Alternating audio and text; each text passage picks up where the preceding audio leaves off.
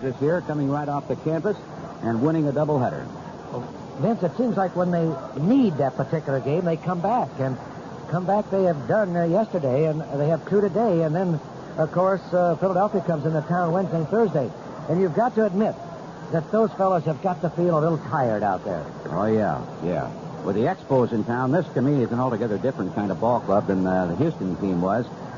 They've got so many guys who can hit the ball out of the park on you here in an outstanding outfield. Yes, the first thing that I did when I came to the ballpark, and I think a lot of us did, and the ball players especially, to see how that wind was blowing. And thank heaven we've got a little bit of a breeze coming in again today, although with the way some of these guys can hit the ball, the way it's blowing right now probably wouldn't have that much effect.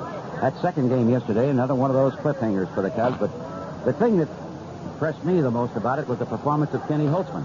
No doubt about it. He held the ball club in to a 2-2 tie, and he pitched 4.5 good innings, or 4 1/3 innings, and it looked as if he's ready now to give an opportunity for a starting role. No real good ball clubs coming up right now for a left-hander to go against with this Montreal club loaded with right-handed hitters, and we'll be playing them again this weekend in Philadelphia, of course. At least 2 or 3 of their key guys are right-handers. But I guess with a guy like Holtzman, if he's got it, it really doesn't make that much difference. I agree with you. And he had a tremendous breaking pitch yesterday, which complemented the fastball. And he had good control with all his pitches. I thought that was the best he's looked all year. Yeah, and hopefully he's going to be able to retain it. Bruce Sitter did not get into the ball game, and understand that his arm was feeling a little tired yesterday. Well, I know he did work prior to the game. I don't know how much time that he worked throwing in the bullpen under the tutelage of Freddie Martin. So I think today he should be ready if needed.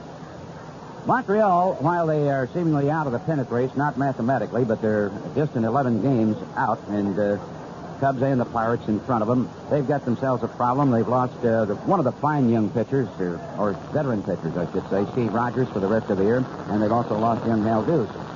But this is a ball club that gives us an awful lot of trouble. Yeah, we'll find out in this series whether it's merely the AstroTurf or not. Because we've only won one game in the Olympic Stadium this year. That's not good. The Phillies, of course, dropping a pair, and they've got a doubleheader down at St. Louis today. And they should be a tired group, too. Yeah, we want to wish the Cardinals the best of luck. Yes, indeed. And how about those Pirates? They keep coming at us, don't they? They're the hot ball club right now. Yeah. The tobacco companies of Oak Brook and Old Chicago and Bolingbrook this year, of course, have been talking so very much about that wonderful James Smithson cigar, and I am going to talk about it a little bit more, but right now I want to take a moment to remind you that this coming Saturday and Sunday they have another in the great series of pipe shows that are held at the Oak Brook store only. Each show features the largest collection of smoking pipes ever assembled for the buying public, and these pipes range in price from $20 to $5,000. Saturday morning they'll be open 9:30 until 5:30 in the afternoon. Next Sunday from 12 o'clock noon until 5. They have door prizes of pipes valued at $100 or more. They're going to be given away each day, and you need not be present at the time of the drawing to win one of those. But plan to attend and bring your pipe-smoking friends along with you. And in the meantime, make that call to order your James Smithson cigars. Dial tobacco. That's all you have to do. And if you live outside, area code 312, call collect. Dial 312 and then tobacco. And for every 5 you order, they send you one free, and they guarantee that you'll be satisfied. The James Smithson cigar. Vince Lloyd and Lou Boudreau this morning. Let's Talk Baseball, brought to us by the tobacco companies, located in the Oak Brook Shopping Center and in Old Chicago and Bolingbrook. The Cubs of the Expos in another doubleheader. Stay tuned now. Lou has the leadoff man in just a minute, and then the ball game on WGN Radio Chicago. At Winkleman's, all coats are 20% off. All pants are 20% off. All sweaters, 20% off. Dresses, you guessed it, all 20% off. All bags and knee socks are 20% off. Now, during Winkleman's 20% off sale. Only through Monday, Labor Day. You'll get 20% off on new fall and winter fashion. 20% off previously reduced merchandise, too. And Winkleman's will be open every day, including Monday, Labor Day. Winkleman's 20% off sale, but only through Monday. Winkleman's, celebrating 50 fashionable years.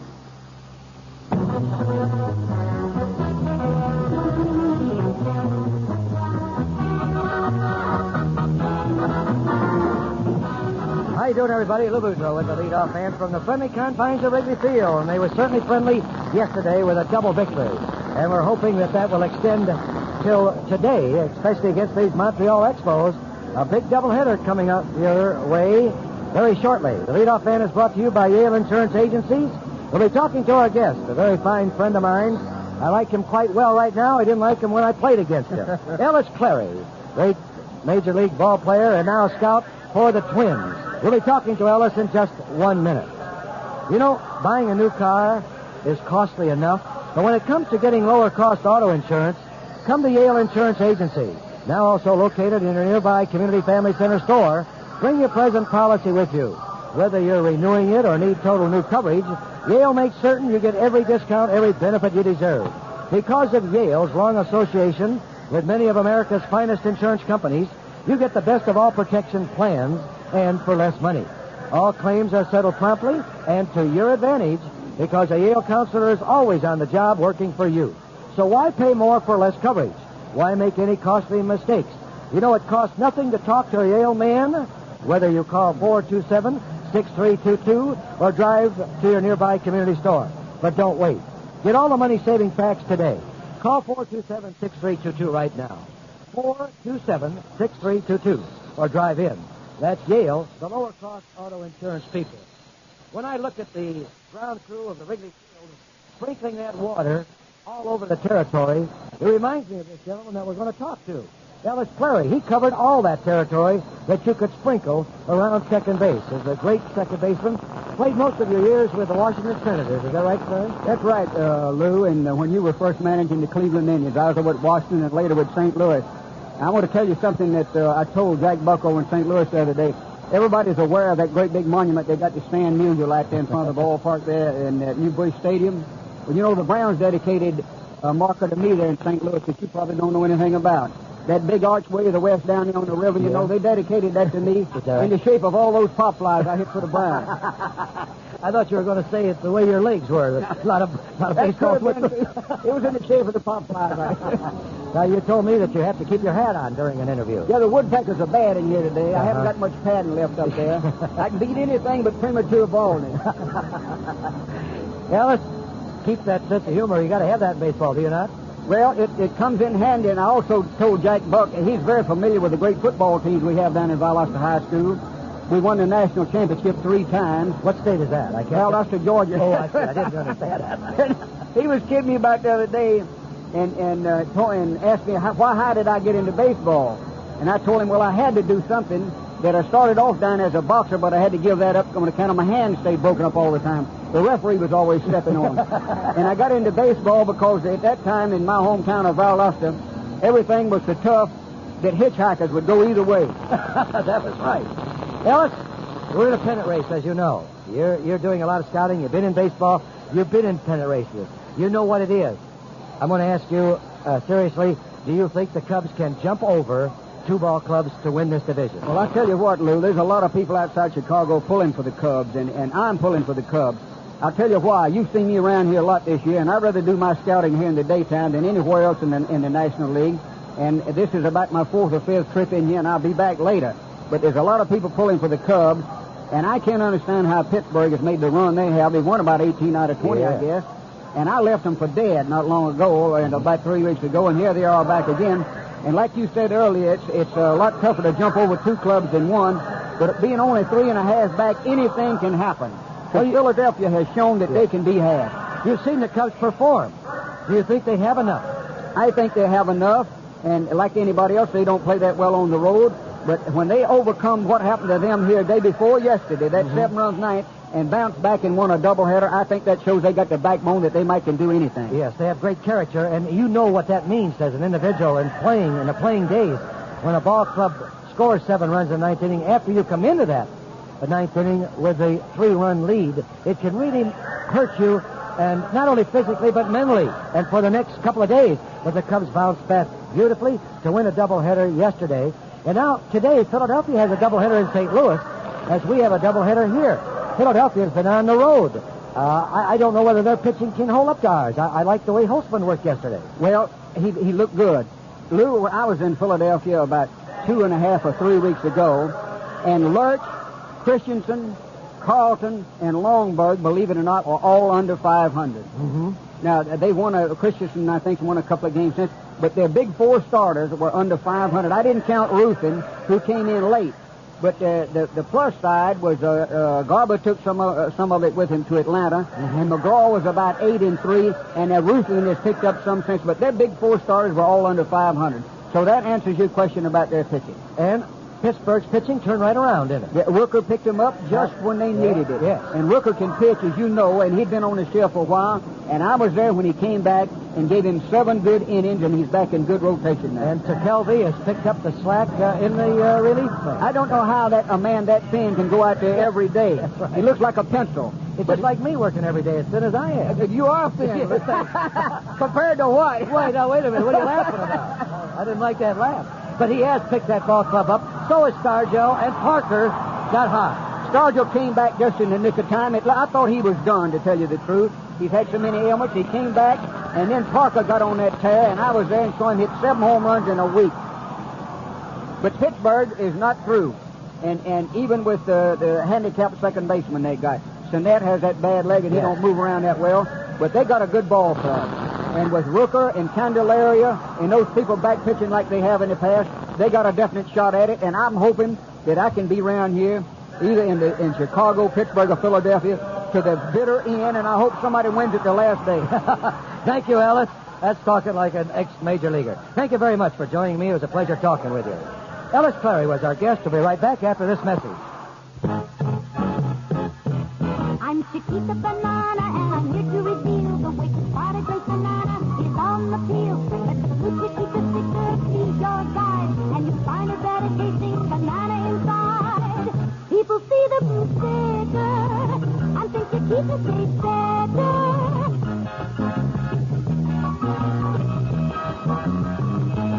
But Chiquita's better before you bite, and just one taste of my banana was right. People see the blue sticker and think Chiquita tastes better. Let the blue Chiquita sticker be your guide, and you'll find a better tasting banana inside. Better tasting Chiquita bananas are available at Jewel Food Stores and A&P food stores throughout Chicago area. We hope we can get that young lady to sing our national anthem tomorrow. This is Lou Boudreau, and this has been the Leadoff Man, brought to you by Yale Insurance Agency. Stay tuned now for Vince Lloyd and today's first game between the Cubs and the Expos. This has been a presentation of WGN Sports. This is WGN Radio Chicago. Summer. The sun scorches your car's finish. The overnight dew claws at it. Road cars nibble at it. Rain pops it. Detergents slap at it. Birds abuse it. Grease bullies it. Yeah, summer is hard on your car. So now's the time to put something hard on your car. The hard shell finish of Turtle Wax.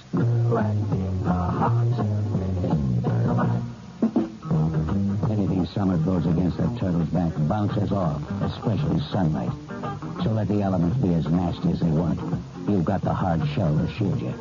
And you brought your car to that sparkling luster in just 30 minutes because the turtle goes on so easy and stays on so hard.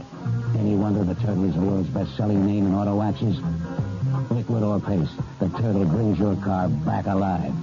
Then it seals out summer.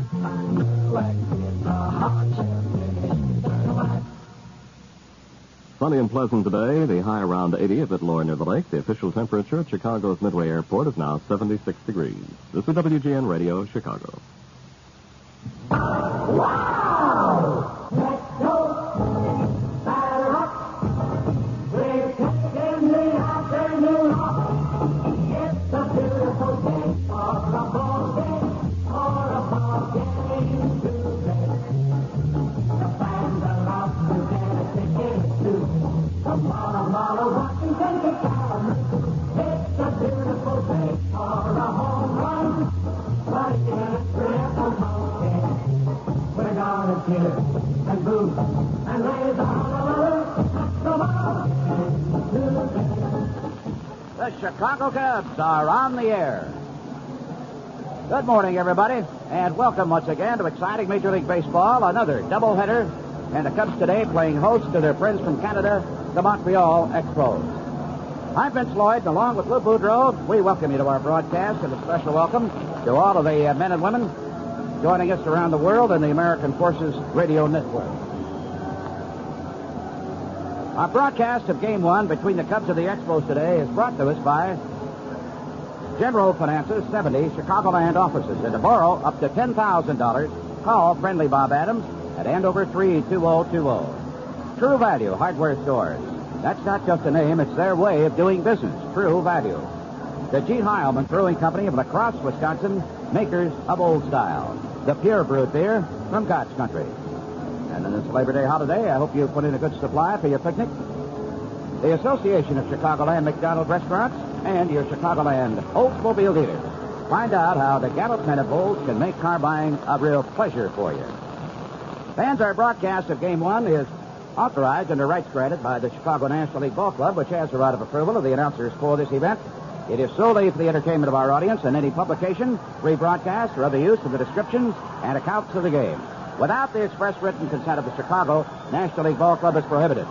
Bill Buckner, who's doing his usual jogging before he finishes his final limbering up exercises, had just run all the way out in front of the packed bleachers in right field, and they gave him a big ovation as he approached them. And the game is still a few minutes away from starting.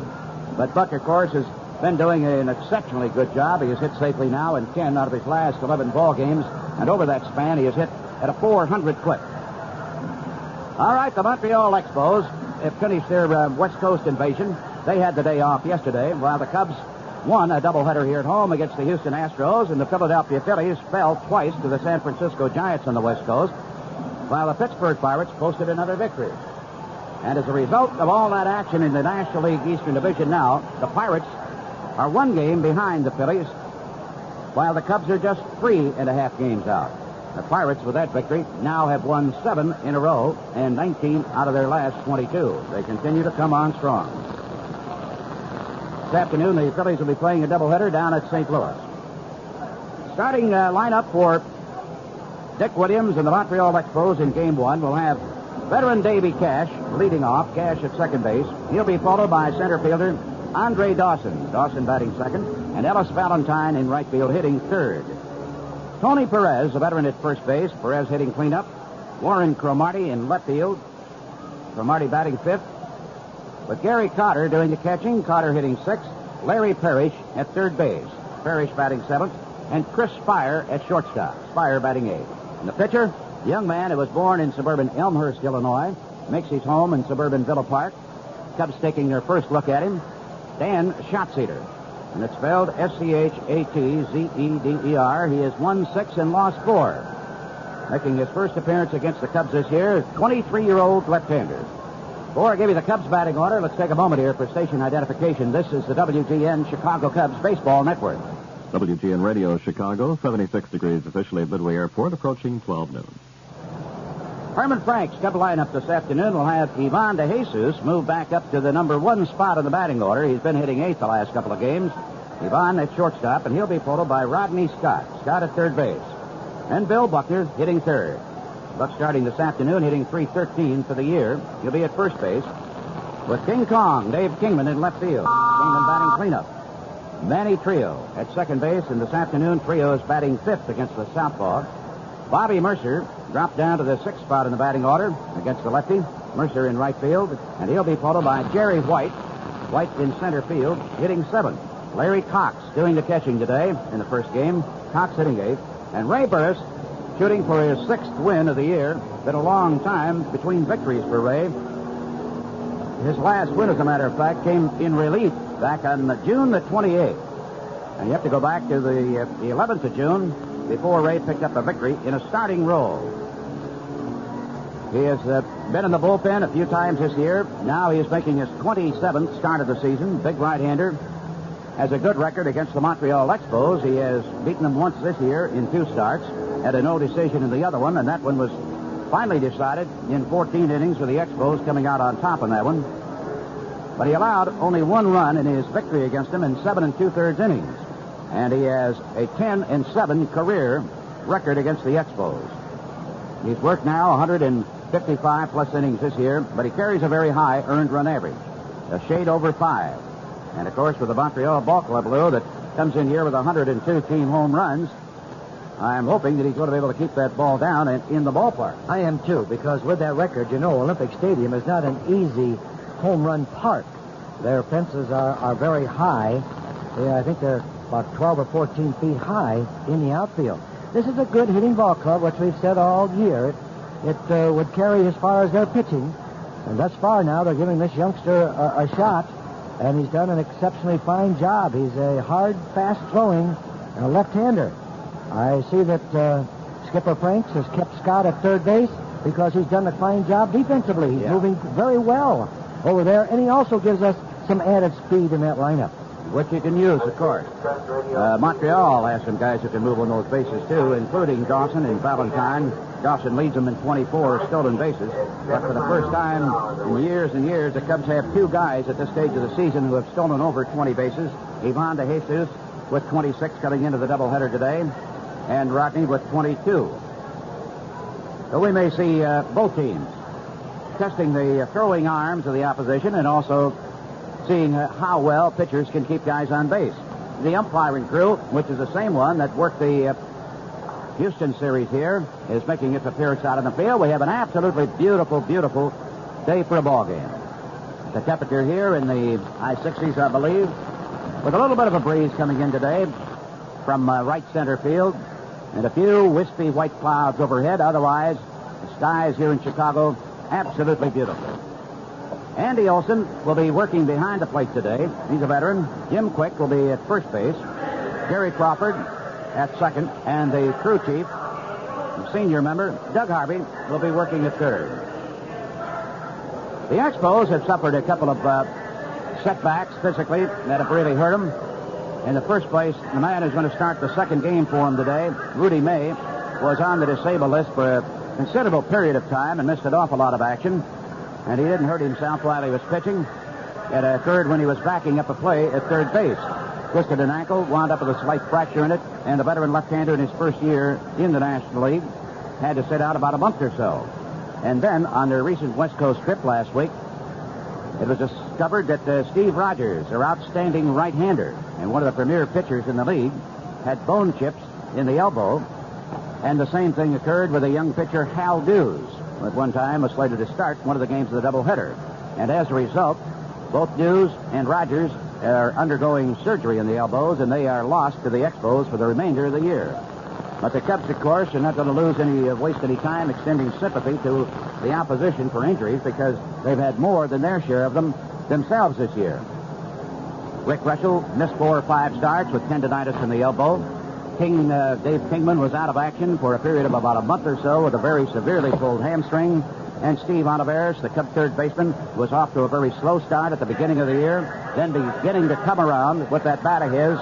Looked like the Olivares who led the club in hitting last year, and suddenly he came down with an injury to the shoulder, and he's through for the rest of the year. Now, our national anthem. Canadian national anthem.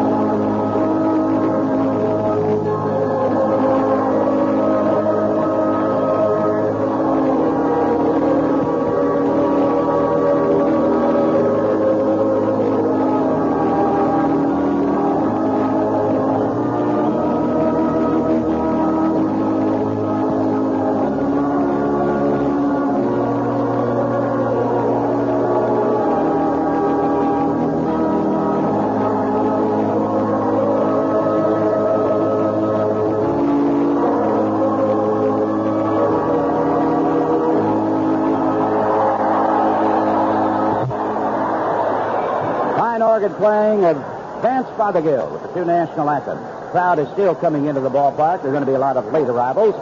And the Cubs today will go over the 1,400,000 mark in paid attendance at home.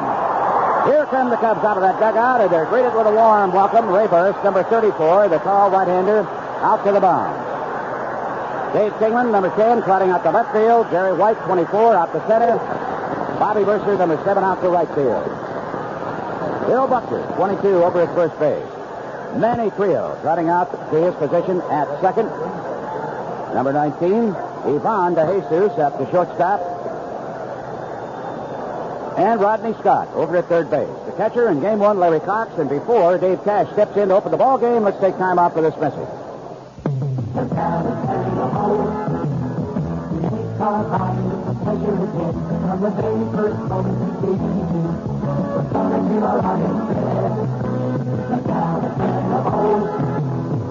Understand it, it's the name of the game. We want to see you here again and again. So we're gonna teach you right. The talent and the hope. We take our find pleasure again. The talent and the hope. Have some questions, think of the view. If you find the exciting, watch it be. Right at home at Old Kobe. The talent and the hope. Take our fighting pleasure again. Now the stand of old. Take our fighting pleasure again. Visit your Chicagoland Oldsmobile dealer today.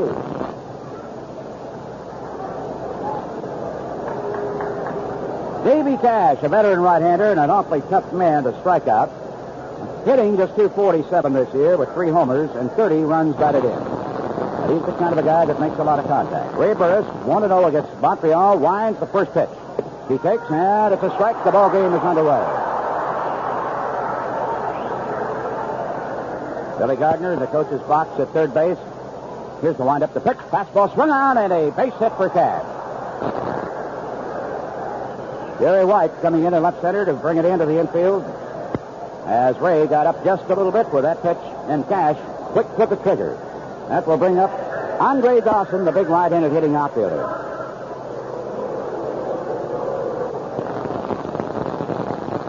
Gardner coaching down at first base. And Terry in the coach's box at third. Dawson hitting .251, but he has 23 homers and 64 runs batted in. Strikes out a lot. Cash doesn't go. The first pitch. Right-hander swings, fouls one back, and Larry Cox coming back to the net has no play on it. Dawson has averaged a strikeout just about every 5 trips to the plate this year. He'll be followed by Ellen Valentine, the right fielder. Kingman deep in left field for Dawson. And Jerry White pretty deep in center field. Trio is shading him up the middle on the right side of the infield, with Buckner having to hold Davy Cash on at first base.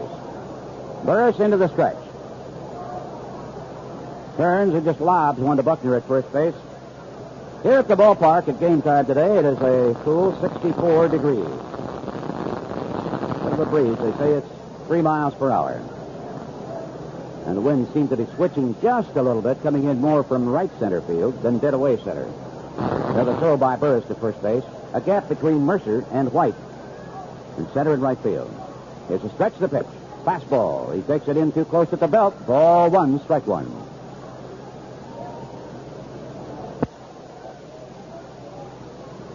Here at the ballpark, they say their wind velocity is about 7 miles per hour. Kingman deep guarding the line for Dawson. Right into the slow stretch. Hands below the belt. Here's the kick and a swing and a foul. It comes back into the backstop. Kept the ball in tight on Dawson. Ball 1, strike 2. Here at Wrigley Field, these two teams have played 6 games this year and split them. But overall, the Expos have a big advantage against the Cubs in wins and losses. They have beaten the Cubs 8 times. 5 up there at their ballpark, where the Cubs have found it awfully difficult to get a victory. Beaten them only once up there. Somebody up in the left field bleachers lost something, and Jerry White, as Kingman spotted it, time was called. White, center fielder, picked it up and tossed it up into the bleachers. Ball 1, strike 2. 102 home runs have been hit by this ball club. You got to be careful with him. Burris working very deliberately. Nods his head finally as he gets his sign. The right-hander is ready. 1-2 pitch. And he takes it low. Ball 2, strike 2. Ray has 3 complete ball games out of 26 starts this year. It's been a struggling 78 season for him. Finally was put in the bullpen for a while. Seemed to straighten him out a little bit. Pitched a pretty good ball game in his last outing in Atlanta, but got no win. So at first his catch had lengthened his lead a little bit. Then he makes a dive back in time. Gets up, calls time to dust himself off. And a happy Labor Day holiday to all of you. Cash again with a big lead at first base. 2-2 delivery, doesn't go. Swing and a ground ball. Daces to his left. Flips the trio for 1. The relay. They get the double. Oh! Jim Quick calls him safe at first base. Looked like they had themselves a double play. I don't know whether Buckner came off the bag too quickly or not. DeJesus was right near the bag at second when he flipped the trio. And we're looking at the replay here, and it looks like they made a good call. That he got there just a fraction in front of it as Buckner got that ball just about the same time that Dawson's foot came down there. I don't know, Lou, but what he wouldn't have been better off, DeJesus just keeping right on to second base, stepping on it, and making the throw himself. He could have, but he gave it a perfect toss to Trio. And look to me, as we have a monitor here in a replay, Buckner did not stretch out for the ball. No. And he caught the ball over his right shoulder and cost him the play. He must have thought when the ball hit that hard, it would have been going to be an easy double play. Yeah. A throw to keep Dawson back. He leads them with 24 stolen bases. And he's a big, big man. Here's Ellis Valentine. Big right-hand hitting outfielder. Takes a stride, checks his swing. Burris is down a little bit low. Ball 1. Valentine hitting .283, 21 homers, 65 runs batted in. Cup hitter, fairly wide stance and very deep in the batter's box. Holds his elbows close to the body. Tries to check his swing on a breaking ball. Did he hold up in time? No appeal asked by the Cubs. And the pitch was down a little bit too low. Ball 2. Jerry White moving a little farther over into deep left center field. And Mercer very deep in right, well off the line. In time, it's called as Burris stunted into the stretch. Valentine steps out of the batter's box. One of the things about this Montreal outfield of Dawson, Valentine, and Cromartie, they lead the league in the majors in total assists. Powerful arms. 2-0 delivery, and he takes a strike on the inside corner. Dawson took 2 or 3 quick steps faking a steal of second base, and I don't know whether he might have upset Valentine a little bit. He could have, but he may be going on this pitch. Got a pretty good lead over there. Burris, with the runner on, will use a low kick frequently. Thinks it helps speed his delivery. Runner doesn't go, and a swing and a fastball that's up and in on him, and he fouls it back. Ball 2, strike 2.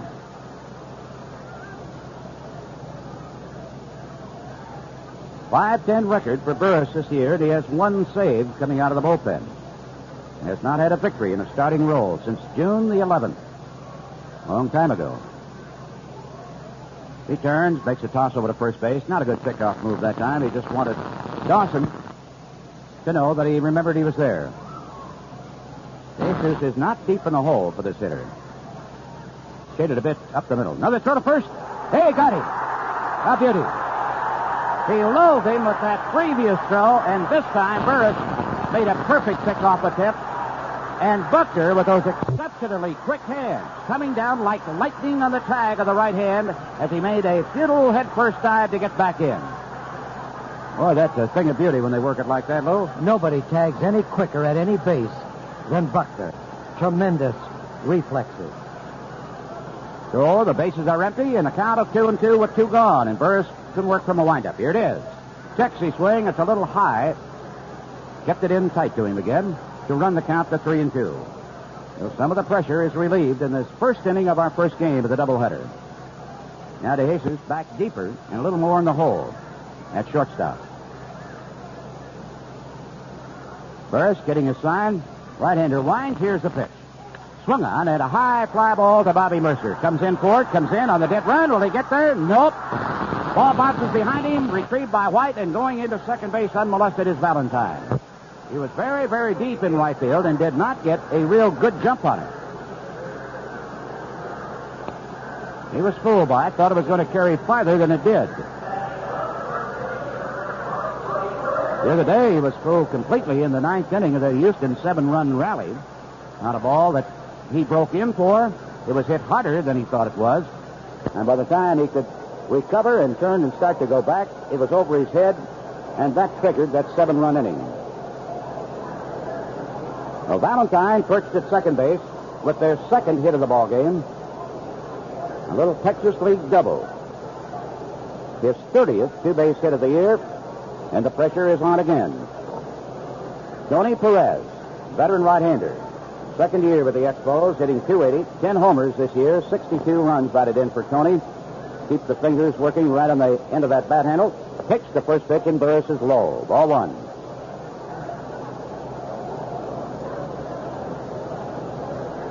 Runner in scoring position. Warren Cromartie, the first left-hander Burris will see, is in the on-deck circle. There's a swing by Cody and a foul ball. Comes back up onto the net. Ball one, strike one on him. Pirates this afternoon hosting the New York Mets in a doubleheader. And Pittsburgh will be shooting for its 8th consecutive victory and the 20th in its last 23 games. Burris with a breaking pitch. Comes over the top and is low. Ball two, strike one.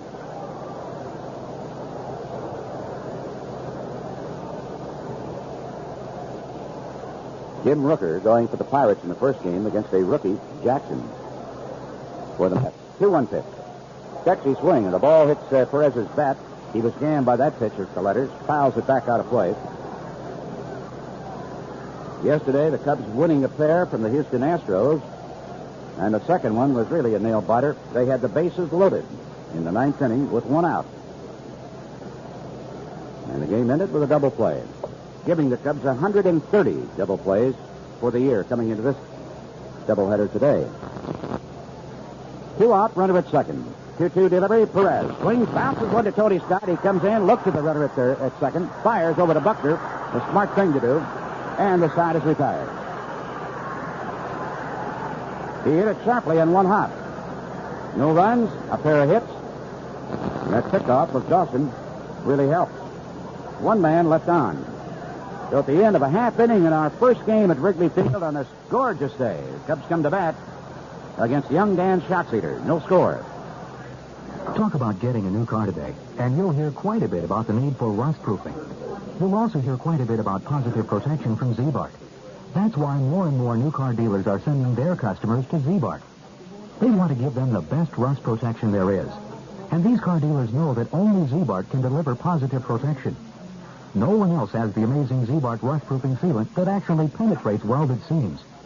No one else can use the patented Z-Bart spray tools to get into hidden areas where rust can start.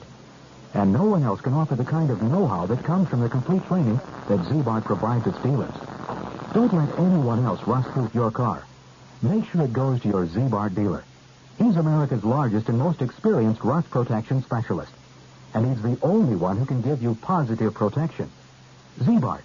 It's us or rust. Z-Bart is listed in the yellow pages under automobile undercoating and rust proofing.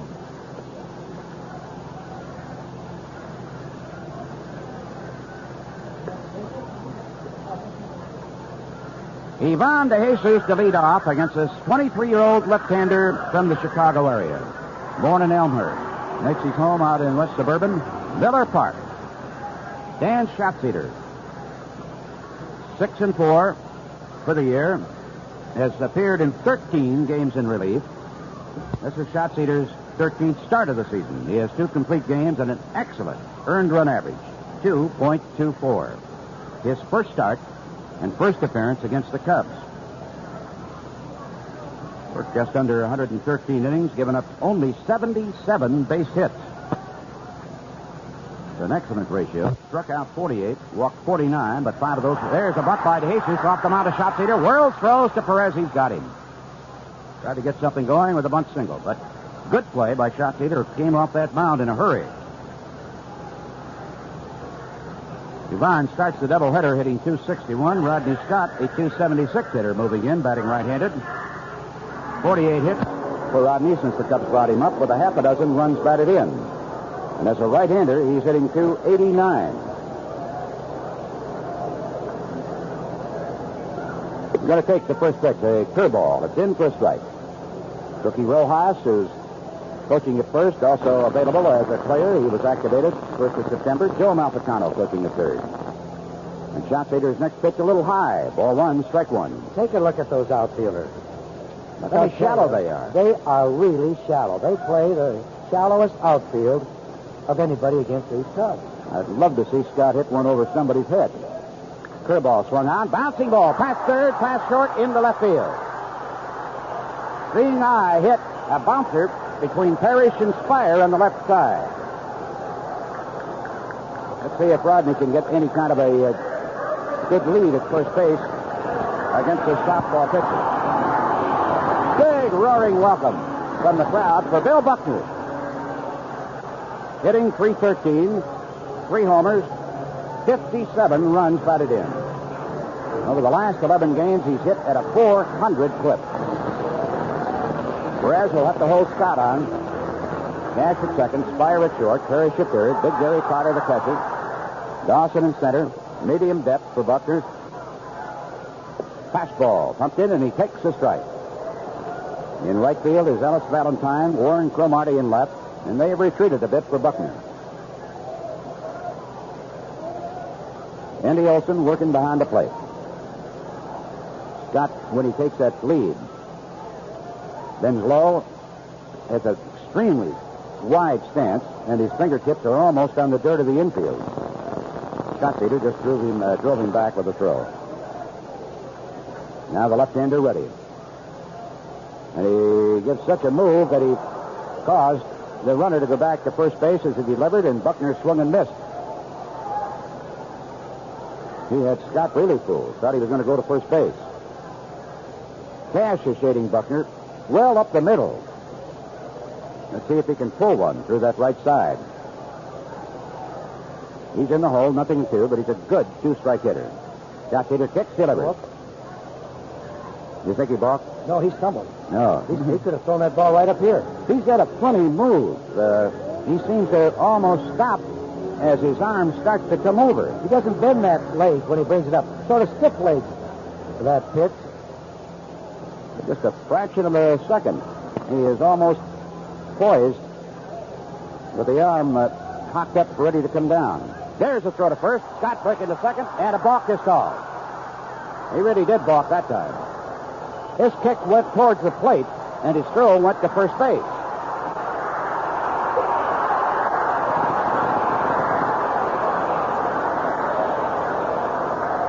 Balk call made by Jim Quick.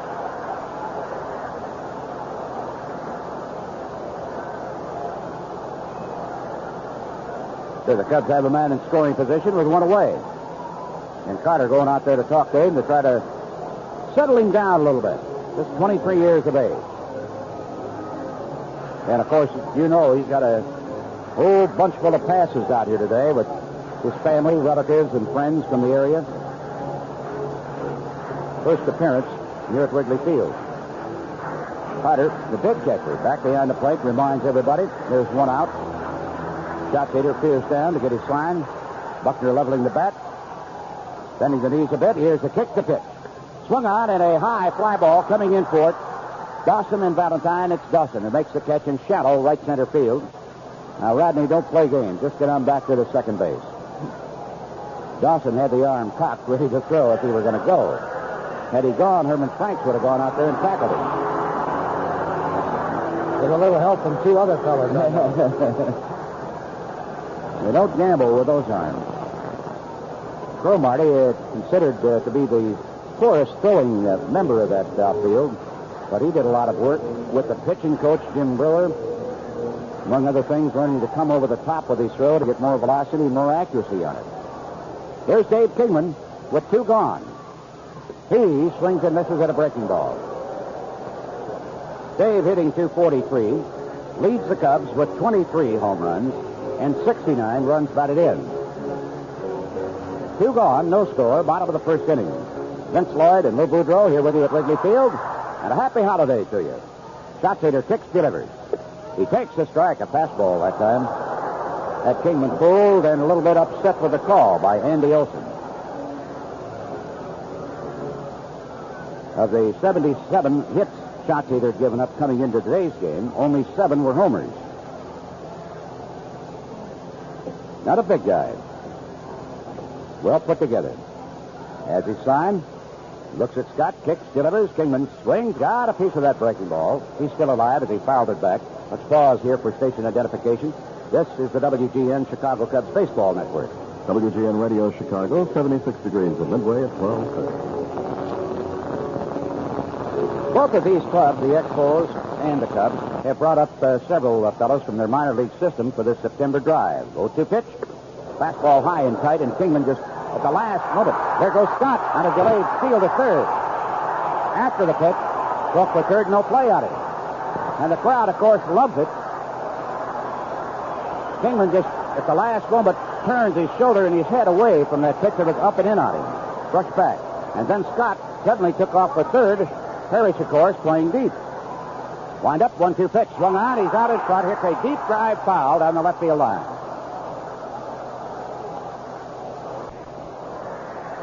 Davy Cash is still a bit on the first base side of the infield, just in front of the outfield grass. The shortstop, Fire, is very deep in the hole.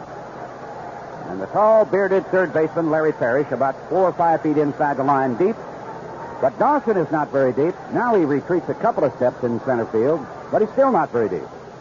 There's a swing and a pop-up on a change. It's going to be catchable. Back to the screen to Cotter. Jumps up there like a monkey and still can't get to it.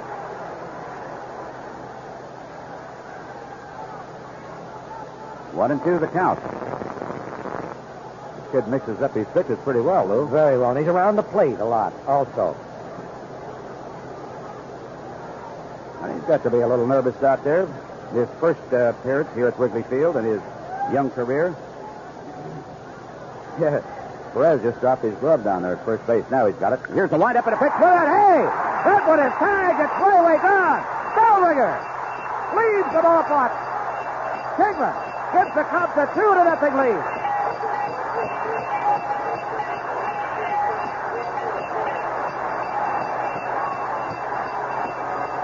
Whoa, did he duck it out of here? Nice going, big guy. That one left the ballpark like a rocket. His 24th of the year. Right near 100 now, isn't he? I think it's 200. Or 200, I mean. 200. That's his 200th home run. I know he'd like to get that baseball back. If somebody up in Evanston finds a baseball, we'll bring it back. Milestone for Dave. Number 24 of the year and 200 in his career. And the Cubs have a 2-0 lead. Manny Trillo, the hitter, takes the ball. He's hitting .261, 4 homers, 45 runs batted in. Takes the fastball, it's in there. Leading the National League in homers, of course, George Foster with 31, and Foster with 98 runs batted in leads the league. 2-1 delivery. Swung on a miss. And leading the majors, Jim Rice of the Boston Red Sox. Yesterday, Rice got his 37th home run. He also drove in 4 runs to give him 118 RBIs for the year. 2-2 pitch. Rolling inside. Jimmy Davidovich just announcing to the press box, which we told you that that's Kingman's 200th career homer. 3-2 pitch. Strike called over the outside corner at the knee. And that retires the side in the first inning. But the Cubs have taken the lead on Scott's single and Kingman's 24th home run of the year. And Dave getting a standing ovation from the left field bleachers as he trots out to his position. End of 1 in game 1. Cubs 2, Expos nothing. Hello, General Finance. Friendly Bob Adams speaking. Hi, Bob. Marcia Cooper here. We're the people who got the loan to convert the garage into a game room. How's it coming along? Oh, it's all finished, Bob. Good. I'm coming to it now, Harold. So now where you once had a garage. We now have a game room, right. That's terrific. I'm going to tell him, yes. Bob, we decided we'd like to build an addition to the game room with a connecting door. All right, I just told him. You see, Harold did it all by himself. He did the floor, the walls, the ceiling. He put in everything by himself except a door. See, I figure if we built an addition with a connecting door, we can get him out without it being a total loss. Right. Could you speed up the loan, Bob? He's only got cookies till Tuesday. Right away. Oh, thanks. Warren Cromartie, heavily muscled, left-handed hitter. Doesn't look like a big guy, but he's got some strength. He's hitting .295 with only 7 homers this year, but 45 runs batted in. Left-handed hitter, the first one in the lineup. He'll be followed by Gary Cotter, then Larry Parrish.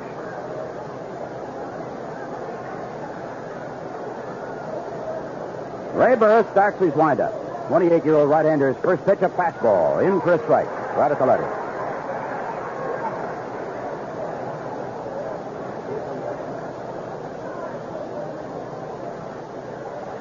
Here's the windup, 0-1 delivery. Low and inside. Ball 1, strike 1.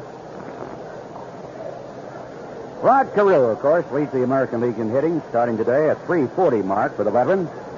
1-1 delivery. Breaking ball, a little bit low. 2-1. And Jim Rice of the Red Sox is hitting .330 in addition to his 37 homers and 118 RBIs. The MVP in the American League, without a doubt. Jim Rice. Check swing, ball hits his bat. Rolls out to the left side. Scott picks it up. Throws. What a play. Rodney Scott, who is so nimble-footed. He raced way to his left in front of DeJesus, picked up that slow roller just as it hit the infield dirt, and made a fine, quick throw to first base. And Cromartie has kept off the bases. That'll bring up Gary Cotter, the big catcher. Signed to a long-term contract, he's hitting .249 with 16 homers. Cotter's batted in 60 runs. Al Oliver, the Texas Rangers, is third in the American League in hitting, .315. Former Pirate. Cotter, lifting that front foot, looks at the first pitch of ball away. And Lou Piniella of the Yankees, hitting .311. Ben Ogilvie of Milwaukee, .303. Freddie Lynn of the Red Sox, .301. 1-0 pitch. Low and outside, 2-0. Robin Yount of Milwaukee, Rico Carty of the A's, Robert Seattle, Reynolds of Seattle. They're just under 300. Vic Williams working in some of Mr. Wrigley's finest, sitting nervously in the edge of the Montreal dugout. Behind first base as Burris delivers, and Cotter takes ball 3 too low. Dave Parker of the Pirates, the leading hitter today in the National League with a .317 mark. 3 points, better than Jeff Burroughs of Atlanta. Sidearm pitch, he takes a strike. And Buckner third. Bill Matlock of the Giants, .309 at fourth. Reggie Smith of the Dodgers, .308. Jack Clark of the Giants, .307. Jose Cruz of Houston just left with a .305 average for the year. 3-1 pitch. Swung on a bit. Had a real rip at that one. And Burris had something extra on it. Jamming him. Terry Whitfield of San Francisco, up among the league leaders, .303. Larry Boa of the Phillies, Pete Rose of the Reds, each hitting .302. Those were leaders in the National League in hitting on this Labor Day. 1 out, bases empty, 2-0 Cubs. Top of the second inning. Burris winds and Cotter takes ball a little bit high and away for ball 4. That brings up Larry Parrish. Big third baseman hitting .266. 13 homers for Parrish. He batted in 57 runs.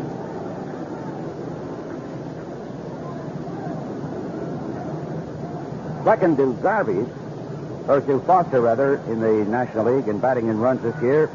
Garvey, the Dodger first baseman with 95, 3 less than Foster. First pitch. Takes the ball a little low. Then Parker with 91. Jack Clark of the Giants, also 91. And Reggie Smith of the Dodgers, 89. Burris turns and he just lobs one over to first base. slow toss. Greg Luzinski and the Phillies, who are going to be here to close out the homestand Wednesday and Thursday, second in the league in homers with 29. 1-0 pitch.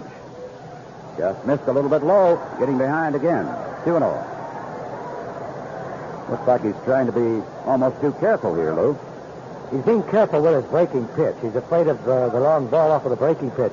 But he has a good fastball, and he has better control with that today thus far. And he hasn't gone to his change yet. 2-0 delivery. There's a fastball, and he just blew it by him. A real rip that time by Parrish.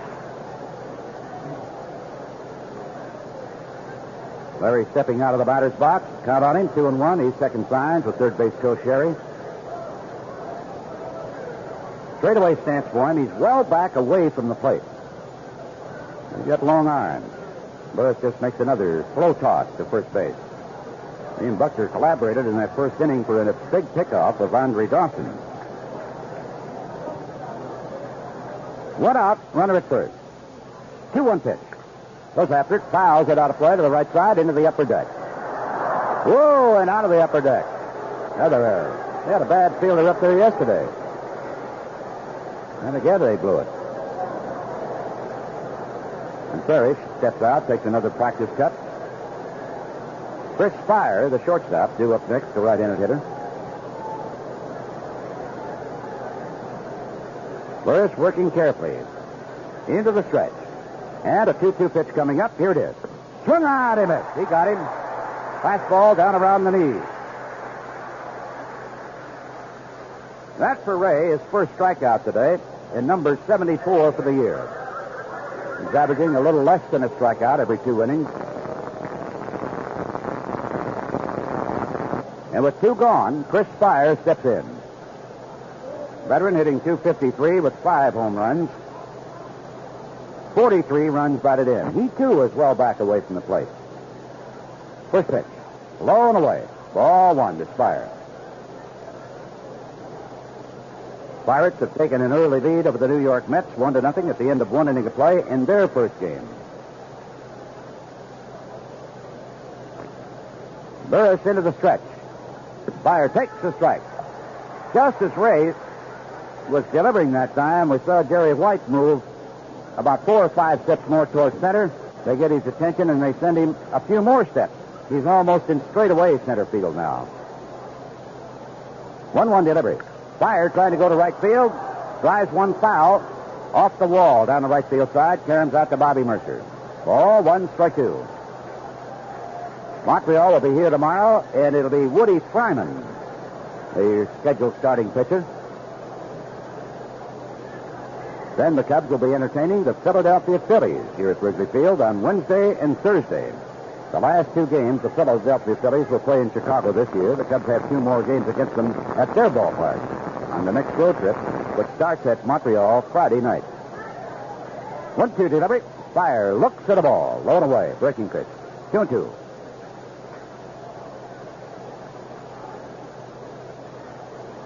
Fellows who man the scoreboard out here in center field. They put all the scores up of other games by hand here yet. They did not give Pittsburgh a run in the first inning. 2 out, 2-0 Cubs, 2-2 pitch. Swung on, he missed. He blew his fastball by Spire. Strong finish by Burris, his second strikeout. No runs, no hits, a walk. They leave 1 man on. And the Cubs come to bat. It'll be Mercer, White, and Cox against Shot Leader, with the Cubs leading on Kingman's homer 2-0. Cards, then come on back for your free Big Mac. Stickers and cards available through September 24th or while supplies last. Redeemable until October 8th.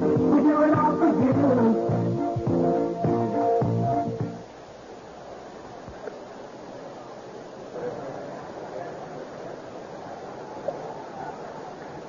Bobby Mercer, batting .281 now, is going to be leading off for the Cubs against Shot Leader.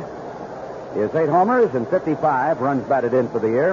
A subpar year for Mercer in homers and RBIs.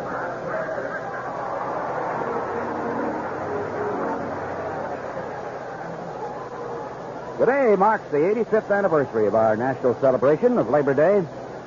We salute all the countless men and women whose continual efforts and achievements in everyday work have enabled the great United States of America to continue to make progress throughout our nation's unique and great history.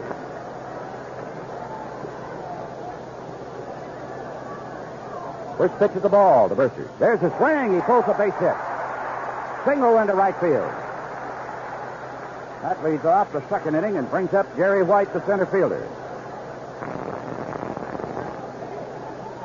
Mercer, of course, the master at the delayed steal.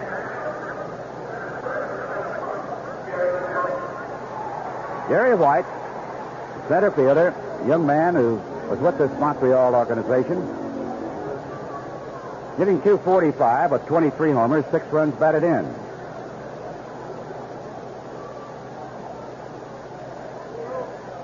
The look at first, the pitch. Takes the fastball, a little high and away, ball 1. Dave Kingman, with 2 out in the first inning, on account of ball 1, strike 2, drills a hard home run over the left field wall to give the Cubs the lead. 1-0 pitch, swung on. A liner to the third baseman, and Mercer's a dead duck. He had started for second base, and he just froze in his tracks as that hard-hit liner into the glove of Parrish wheeled the throw back to first base for a double play. The Expos' 133rd of the year.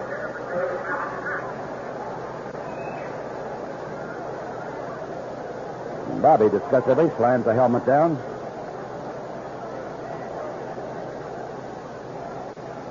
When you're trapped like that, you have to make the walk from first base to the dugout behind third. It seems like 10 miles. Base is empty for Larry Cox, the right-handed hitting catcher who was on the disabled list for a lengthy period of time with a split finger. Takes the first pitch to strike. Larry hitting .274, and shot leader's pitch is high. Ball 1, strike 1. Has just 2 homers, 16 runs batted in. Only been about 106 times this year with 29 base hits. Shot leader delivers, and he takes the strike on the inside corner. Single by Scott, a 2-out homer by Dave Kingman. 1-2 pitch. Breaking ball, low and inside. Ball 2, strike 2. Mike Krukow is scheduled to pitch game 2 today for the Cubs against Rudy May. 2-2 pitch. Little high. Ball 3, strike 2. And tomorrow, Expos here for a single game. And then the Phillies for single encounters Wednesday and Thursday. 3-2 pitch by shot leader. Swung on. Larry gets under it, fouls it out of play to the right side. Fumbled by the first customer in the box seats behind the Montreal dugout. White Sox playing this afternoon. Matter of fact, they got started early up at Minnesota. Harry Carey wanted to be sure that he could get out to the ballpark early. They moved up the starting time to accommodate him. He didn't want to have to go back to the hotel last night. There's a walk to Cox, and that'll bring up Burris. And at the end of 6 innings of play, it's the Twins 2 and the White Sox 1. Berrios against Jeff Zahn. Milwaukee today hosting Seattle. Caldwell goes after his 18th win of the year for the Brewers. Abbott 6-10, the scheduled starter for Seattle in their first game up at County Stadium today. First pitch to Ray, and he takes. Here's the ball outside. Mickey Rivers, homer against the Tigers, has given the Yankees a 1-0 lead after 2 innings of play in their first game at Yankee Stadium. Shot leader's fastball, and he's high and away. Ball 2 on Burris. Ray is hitting only .133, and Jim Brewer, former pitching great, who had his career start here with the Cubs, and he spent so many wonderful years with the Los Angeles Dodgers, going out there to talk to this kid. Seems a little strange, Lou, that he'd suddenly have control problems here against the 8th and 9th end of the batting order. I think he's a little nervous. He's trying to force his pitches. And I think this is what Brewer's going out to tell him, to relax. He has better stuff. He just relaxes instead of trying to put a little extra on that fastball. When he tries to put a little extra on that fastball, it rises. It goes high. So Brewer wants to try to settle the youngster down. Jim finishes his counsel, goes back into the Montreal dugout. They had an off day yesterday. Now we're ready, 2-0 pitch. And he takes it to strike at the belt inside corner. The Expos got into town about 5:30, 6 o'clock yesterday to learn that the Cubs had swept their doubleheader or were on the way of doing it. 2-1 delivery with 2 out, and he's too high. Ball 3.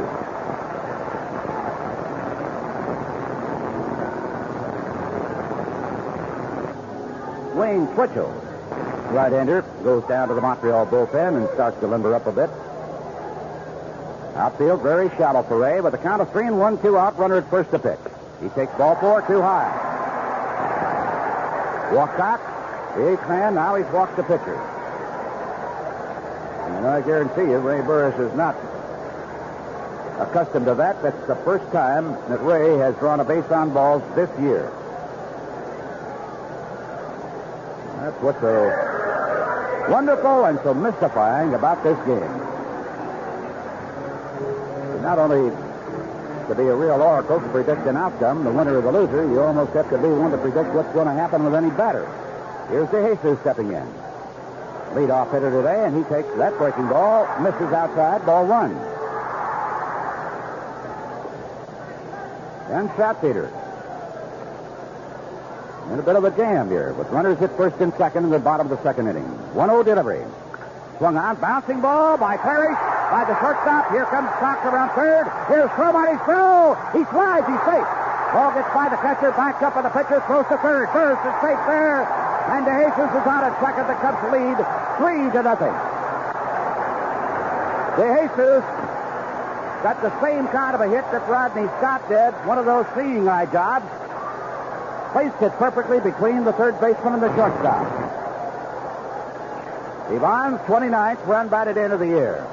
And Burris able to go from first to third when Cromartie's throw got through with the catcher, Carter.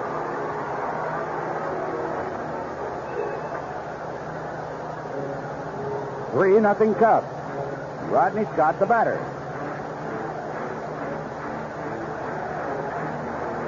Cox, who had walked, is in the dugout, having scored. Something came out of the right field bleachers. Retrieved by Valentine. Cromartie is charged with an error on his throw to the plate, permitting Burris to go to third.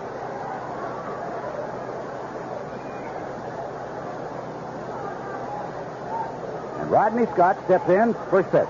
He takes strike to the outside corner just above the knees.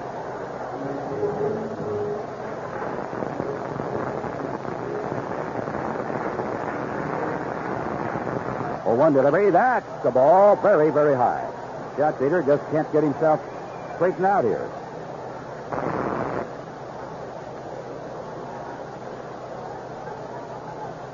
Inning opened with Mercer's single to right field. White a hard liner to Parrish, the third baseman, and Mercer was out, doubled up. Lit up, swung on and missed. Hey, how'd you like that one, Lou? That was a beautiful pitch. Boy. First time he's thrown that today. And you can tell that the Cubs hitter, Scott, was not set for it. Didn't realize that he had that kind of a pitch. That was a beauty. 1-2 delivery. Fastball, and he got a piece of it, fouled it into the upper deck.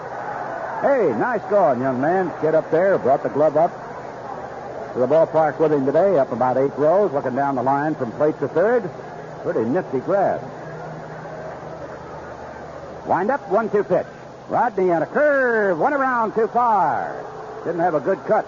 That retires aside as Rodney fans. But the Cubs pick up a run in the second inning.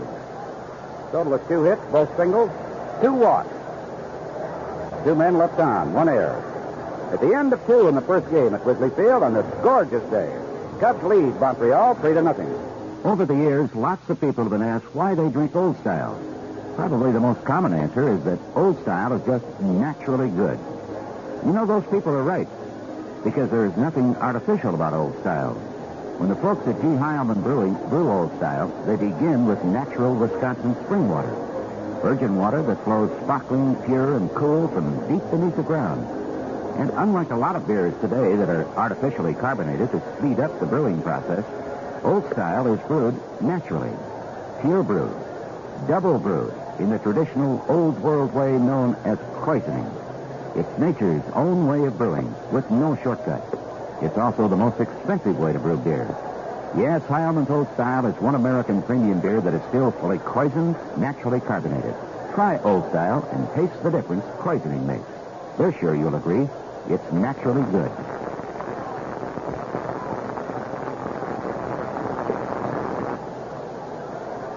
Vince Lloyd and Lou Boudreau here with you at Wrigley Field for this big Labor Day holiday doubleheader. Ed Archambault, our engineer today, and Jack Minovich, our producer, and to welcome again to all of you ladies and gentlemen in the American Forces Radio Network around the world. Hope you're enjoying it. Some of you we know are Montreal fans, and a lot of you we know are Cubs fans, too. And if you're a Cub fan, may your favorite team win the doubleheader today. Lou? I think you're right. And most of the Montreal fans may be pulling for the Cubs, too, if Montreal can't win the division championship. Burris will face the young pitcher, Schatzeder, as he's a left-handed hitter, and a good one. He's been used as a pinch hitter. First pitch is a fastball for a strike called.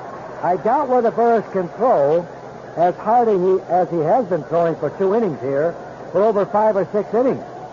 So we are hopeful that he will get the slider or the curveball back into his control so it will help him a little bit insofar as resting his arm on that fastball. The pitch. Another fastball. That one was inside. 1-1. Burris has been just winding up, rearing back, and firing. Thus far, he's only allowed 2 hits. Here's a swing and a line drive foul on a fastball as Schatzeder was late with his swing and fouled it over the Cubs dugout. Cubs 3, Montreal nothing. We're in the top of the 3rd inning. First of a doubleheader coming your way. Here's the 1-ball, 2-strike pitch. Fastball high, ball 2. Let's pause 5 seconds for station identification. This is the WGN Chicago Cubs Baseball Network. This is WGN Radio Chicago, 78 degrees, 1 minute before 1. The 2-2 pitch on its way. There's a swing and a line drive foul once again down the left field line. Minnesota 2, White Sox 1. Twins batting bottom of the 7th inning. New York 1, Detroit nothing. New York batting in the bottom of the 3rd inning. Inside, ball 3. 3-2 on the Montreal pitcher leading off in the 3rd inning. Cubs have 3 runs, 4 hits. Montreal, no runs, 2 hits. Both hits coming in the 1st inning. White, Cubs center fielder, playing into left center. Now a little cat and mouse game being played by both Burris and Schatzeder as they both wait for one another to get set. Now we're ready. Here's the windup and the 3-2 pitch. Fastball, swing, ground ball, shortstop. Nice high hop to the Jesus, and he fires to Buckner for the out. 1 out. As that ball got about 10 or 12 feet in front of the Jesus, it took a nice high hop for him. Here's Cash, who opened up this game with a single to center field. 1 out, nobody on base.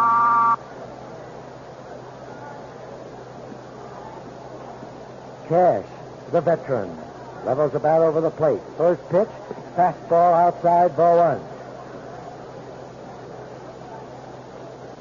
Cash with 3 home runs, 30 RBI. Only hitting 247, and that's not a good year for Dave. There's a swing and a miss. 1-1 to count.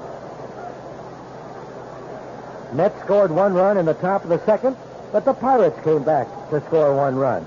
So it's Pittsburgh 2, New York 1 at the end of 2. That's the first of 2 in Pittsburgh. The pitch. Cash swings and drops a fly ball into right field for a base hit. Mercer gets that ball in, throws it back to Cox, covering first with Burris right there, because Buckner had to run down the line on that Texas leaguer, and Mercer coming in. But the ball landed in fair territory for Cash's 2nd hit of the day, the 3rd hit off Burris, and now here's Dawson at bat. Dawson forced Cash at second base in the 1st inning.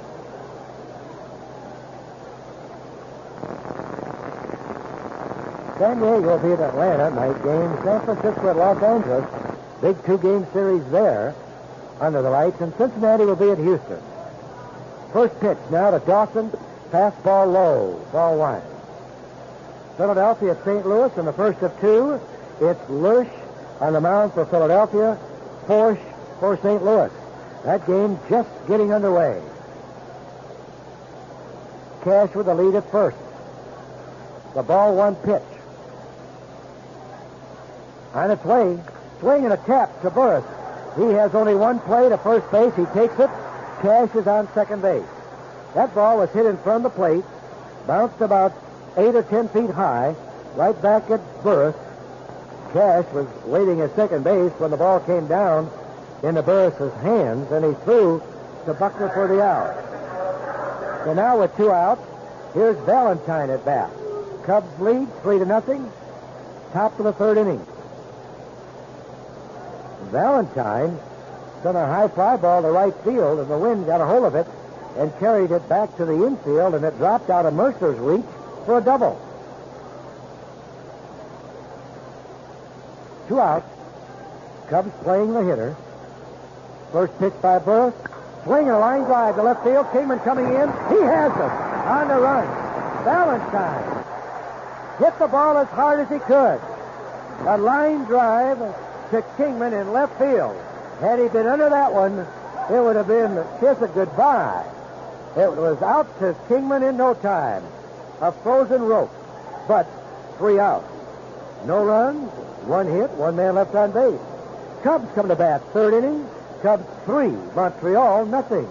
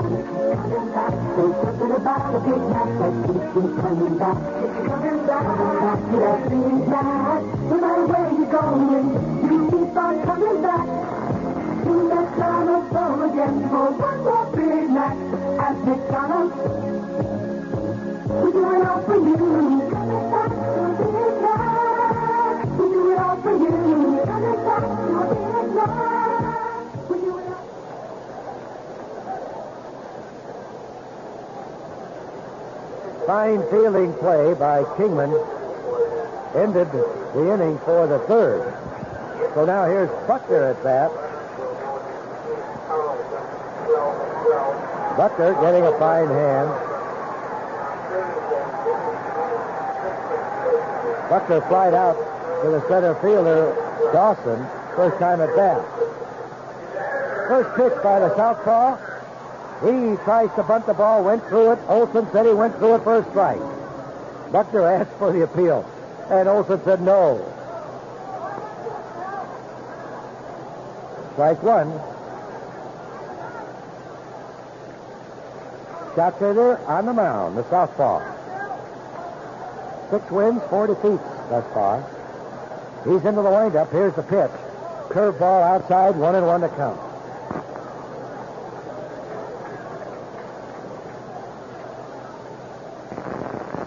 Expos play Buckner straight away. They squeeze him on the line. Curveball swing and a ground ball to the second baseman. Cash has it. Fires to Perez. 1 out. Now here's Kingman at bat.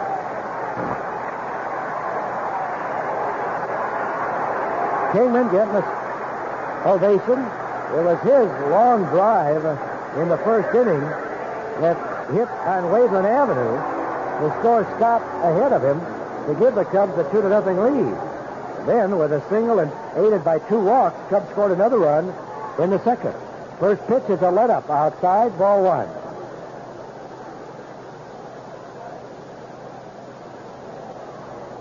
The shift is on for Kingman. Swing and a pop-up on a curveball. Third baseman Parrish is there. He has room. He's under it, and he catches it for the out. Kingman going after a let-up. Pops out in foul territory to Parrish. Now here's Manny Trillo, who was called out on strikes on a 3-2 pitch. His first time at bat.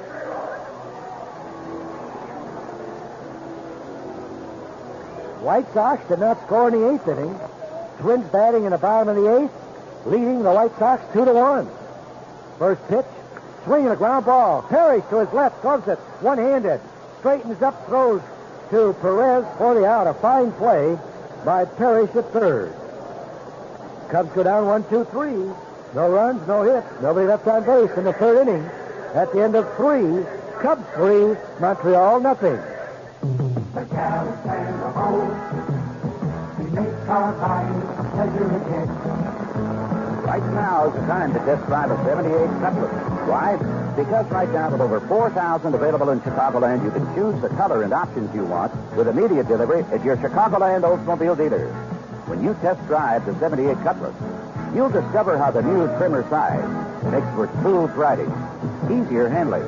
Inside, feel the comfort and enjoy the space because there's more headroom and legroom than ever. The fans visit your Chicagoland Oldsmobile dealers today.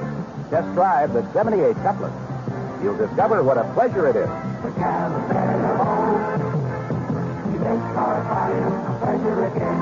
The Cavs and the Bulls, we make our lives a pleasure again. The Cavs and the Bulls.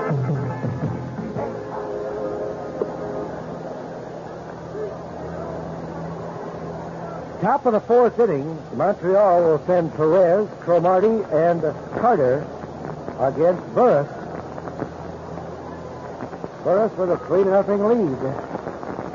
But there has been several balls hit very hard off of him. But his defense has come in to protect him and to save him from a lot of difficulties. Now here's Perez, grounded out to Scott, first time at bat. The veteran, formerly with Cincinnati. First pitch is a swing and a foul, back to the screen. Strike one.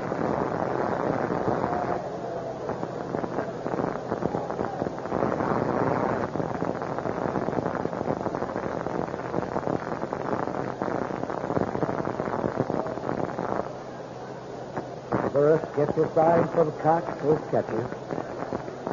Into the windup, and here's the 0-1 pitch. Sidearm fastball that sails high. 1-1 to count. Cubs play Perez straight away in all positions and deep in the outfield position. Swing on this. Strike 2 on Tony. One of the best or well-liked individuals in the game of baseball. Tony Perez. The pitch on its way. Fastball pop foul out of the screen. Many Cincinnati Reds were sorry to see Perez traded away from Cincinnati. But they had a youngster by the name of Gleason that's doing an outstanding job, and that's his position. Perez swings, lines that ball over Buckner's head into right field for a base hit. A line drive, single into right field. That's the 4th hit of Burris. And now here's Cromartie, who was thrown out on a very fine play by Scott, the third baseman, his first time at bat.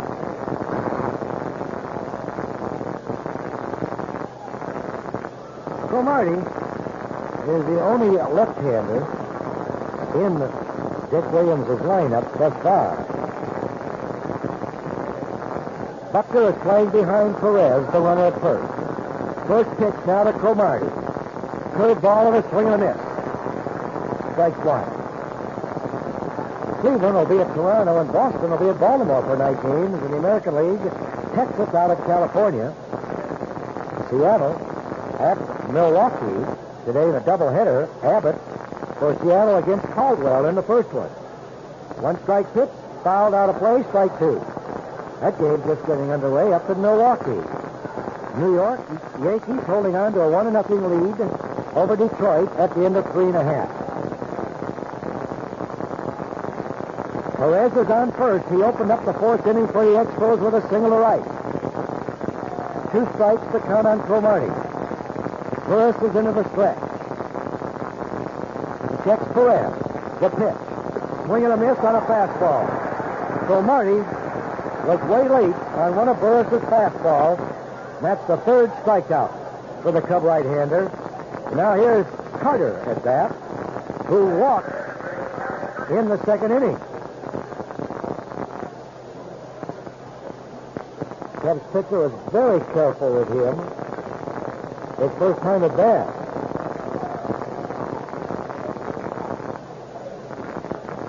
Cubs infield playing for a double play. The outfield straight away and deep. What wind that there is today is blowing in from right field. The pitch. Outside, ball one. But in my opinion, it would have no effect on any ball with any hit with any authority in any outfield. Certainly didn't have any effect on Kingman's blast. One ball pitch. Carter takes strike. Letter high, and it's 1-1. One out. Perez is still at first base. We're in the top of the fourth inning. First of two today. One ball, one strike. The pitch. Outside, ball two.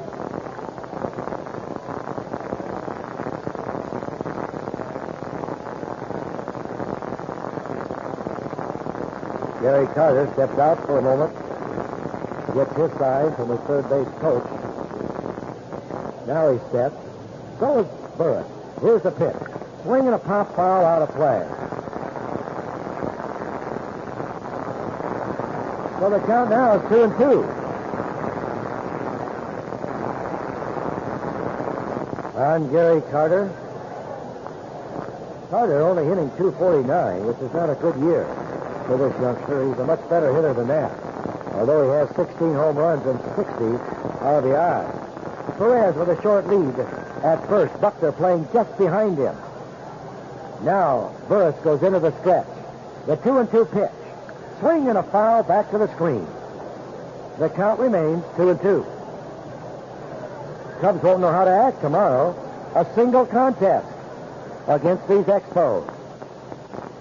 And then it's Russell against Carlton on Wednesday when the Phillies open up a two-game series. Burris sets, checks Perez. The pitch, swing and pop foul out of play. Carter merely protecting the plate.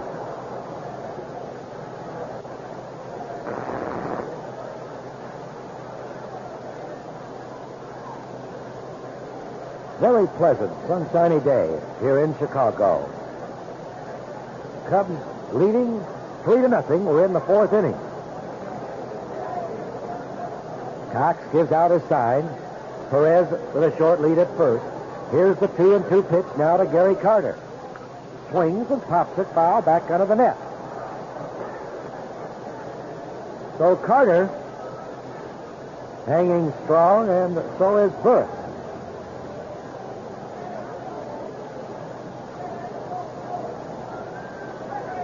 Scott deep at third. De Jesus and Trillo at double play depth around second base. Ball two, strike two to count. The pitch on its way. Outside. Ball three. Full count 3-2 on Carter. Now we'll see if Dick Williams starts Perez at first base. He is not fast. The count of 3-2 and 1 out. Buckner edges closer to first base now, even though he's playing behind the bag. Here's the 3-2 pitch. On its way. Swing and a line drive, base hit, right center. Perez round second base. He's going to try for third. Here's the play. The throw is off target. The throw at second base. Gets going into the outfield. Here comes Perez trying to score. The throw is too late. He's safe. Cox thought he had the base blocked. Let me replay that over again for you as Carter singles to right center. Mercer has a shot at Perez going to third. He was not running on the pitch. Mercer's throw was towards home plate, not at third base. Consequently, Perez got in safely. Then Scott fires to second base to get Carter, who is advancing on the throw to third. Scott's throw gets beyond Trillo, goes into right center. White picks it up, fires to the plate to get the oncoming Perez, And Perez's slide just beat the tag by Cox. It's a single and an error on Scott, the third baseman. The score is 3-1. Carter at second base. And here is Parrish at bat. Swing, ground ball, shortstop. Carter going to third. DeJesus lets him go to third. Throws to first for the second out of the inning. 2 outs, and now Spire will bat. Or take his spot in the batter's box. Low, up in the Minnesota White Sox game, we just had this word. 4 of the White Sox, including Larry Doby, have been ejected. First, Chet Levin was thrown out by plate umpire Ford. Lemon had thrown his helmet. Then Ron Schuler, Larry Doby, and Nordhagen were all ejected by different umpires. Quiet holiday up in Minnesota. Let's hope nobody gets hurt. Here's the first pitch now to Spire. Swing and a miss on a good fastball. Strike 1.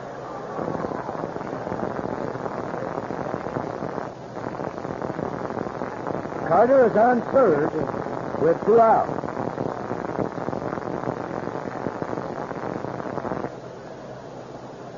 One strike pitch now. On its way to Spire. Inside fastball. Ball 1. 2 outs. Cubs play Spire straight away, and the outfield is shallow for Chris.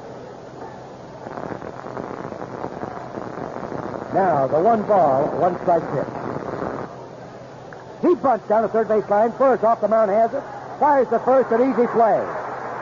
First came out by that mound quickly to retire Spire for the 3rd out. But in the inning, Expos come up with 1 run, 2 hits, 1 error, 1 man left on base. Cubs will come to bat in the 4th inning, sending Mercer, White, and Cox to the plate. The score, Cubs 3, Montreal 1.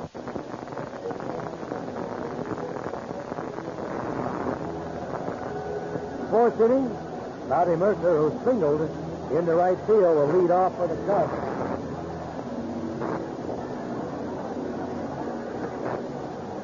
New York, Mets did not score in the top of the 3rd inning, nor did Pittsburgh. So it's still 2-1. Pittsburgh at the end of 3. That's the first of 2 in Pittsburgh.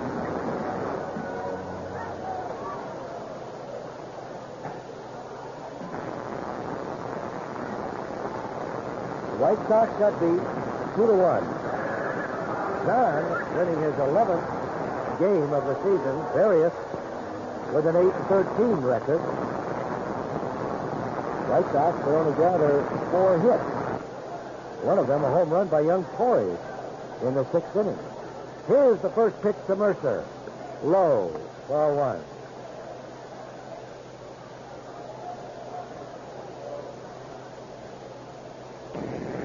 Mercer takes that pitch inside. Ball 2. That was a single contest between the White Sox and Minnesota.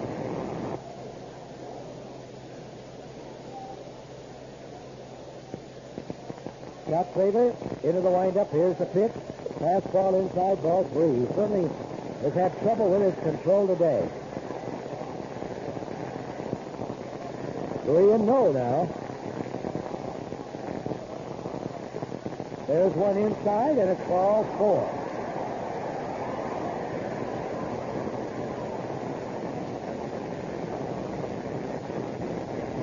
So White will bat. That is the 3rd walk given to the Cubs. Now here's White at bat.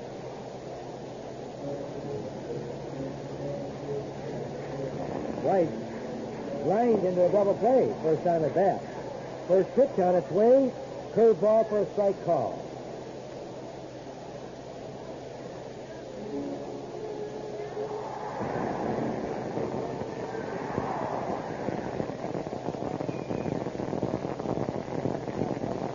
The pitch. Outside, ball 1. Seemed to have a little confusion in that bullpen. Twitchell was getting up, but now he's put a jacket on. Went in the dugout. He may have a sore arm. Now the southpaw into the stretch. The pitch. Lit up for a strike called on White. The count of 1 ball, 2 strikes.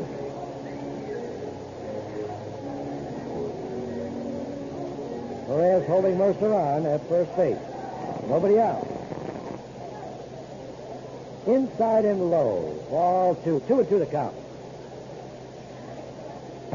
Stan Bonson now starts warming up for the Expos. Ball 2, strike 2. Mercer on first. Nobody out. Shot Taylor ready. The pitch. Throw curveball, and he swings and misses. White, formerly with the Montreal Expos, so they certainly knew how to pitch White by giving him a lot of slow stuff, and he strikes out. Third strikeout for Schatzeder. Now he's going to pitch to Cox. Cubs lead 3-1, 4th inning. First pitch. Swinging a ground ball to Parrish. He has it. Fires to Cash. Cash to throw to Perez. A double play. Number 134 for the Expos. No runs, no hits, nobody left on base for the Cubs in the 4th inning. So at the end of 4, it's Montreal trailing. Cubs 3, Montreal 1. Hello, General Finance. Friendly area offices to borrow up to $10,000. Call Andover 3-2020, and they also have an office in Fox Lake.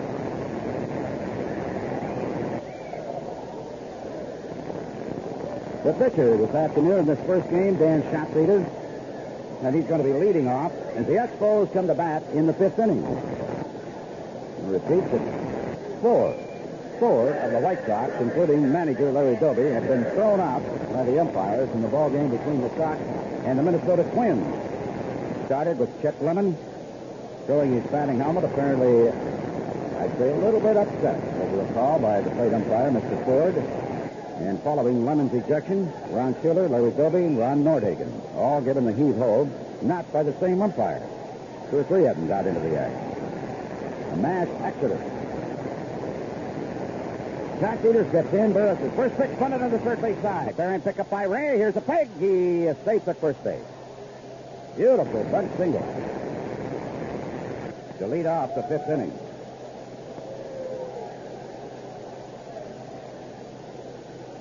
So the pitcher is on to open up, and here's Davy Cash, who has 2 singles today, 1 to center, 1 to right field. A little ruckus being raised by some of the customers who are apparently not in a festive holiday mood today. These security people going down. Somebody might have poured his beer, soft drink, or something on somebody else below. Not very smart. Davy Cash, 2 for 2. First into the stretch, delivers. Davy takes the ball a little bit low.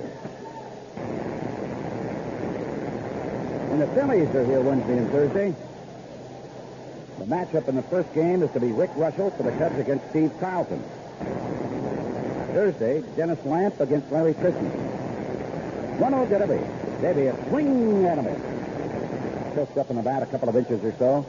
Ball 1, strike 1. Milwaukee has grabbed a 3-0 lead over Seattle in their first game up at County Stadium today. Brewers already 20 games over the 500 mark. 1-1 delivery. Burris fires.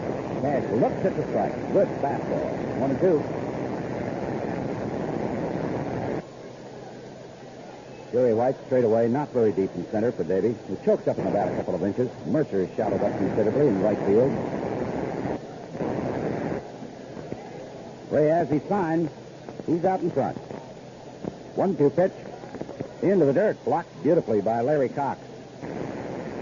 Schatzeder unable to advance from first base.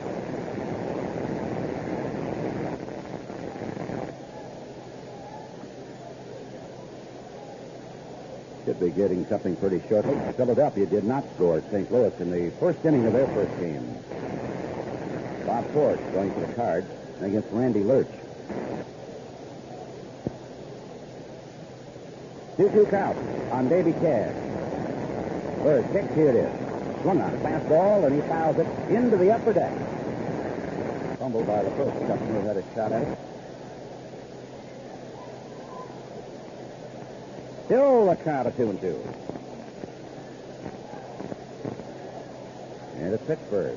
Pirates 2, New York Mets 1 at the end of 3. Bird delivers. Swing, he goes to the right side. Buckner dives, can't get to it. Here goes Shotpeter to third. Here's Mercer's throw to Scott. He should be out. He is. Shotpeter gambling has cashed out one just out of the reach of Buckner. Mercer charging the ball hard. And this time his tag to Scott was right on the money. He just waited, let Shotpeter slide into the tag. Oh, there's one away. Runner on at first base as Davy Cash winds up with his third straight hit today. Let's take a moment here for station identification. This is the WGN Chicago Cubs Baseball Network. This is WGN Radio Chicago, 78 degrees, officially at midway at 29 minutes before 2. Vince Lloyd here with you at Wrigley Field. And the Mets have just hit the Pirates with 2 runs in the top of the 4th inning at Pittsburgh. Mets 3, Pirates 2.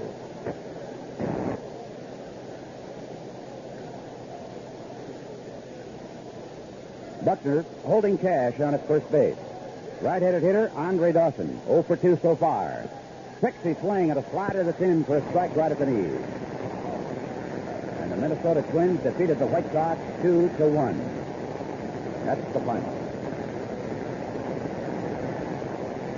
And they just put the 2 runs up here in the scoreboard for the Mets, and the Pirates did not score in the bottom of the 4th, and the crowd, of course, reacting with a cheer to that good news.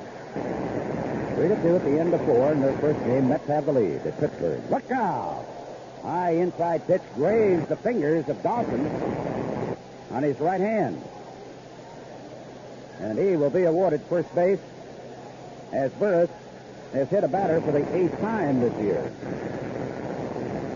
He was trying to drive him back on that 0-1 delivery. And Dawson hit on the fingers of the right hand with the pitch. So Davy Cash advances to second base.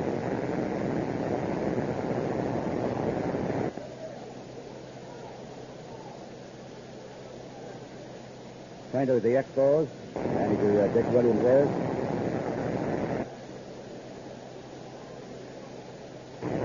And Sherry, the third base coach, huddled around him. Brown, of course, is throwing there.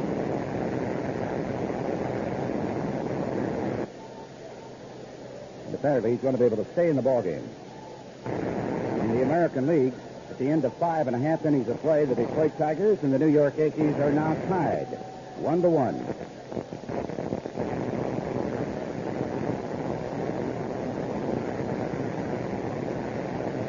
Tomorrow, for the single game between these two clubs, I want to remind you that it's going to be Senior Citizens Day. Ed Archambault, our engineer, always welcomes that. On every Tuesday. There are not many of them left for the Cubs at home this year. They'll have another one against the... Well, they won't have another one. That's going to be it. Last Tuesday at home this year. Tomorrow. If you're 65 or older, you can get general admission seats for the reduced price of only $1. Or you can use a $2 discount allowance permitted senior citizens on box or reserved seats. That's tomorrow. Senior Citizens Day.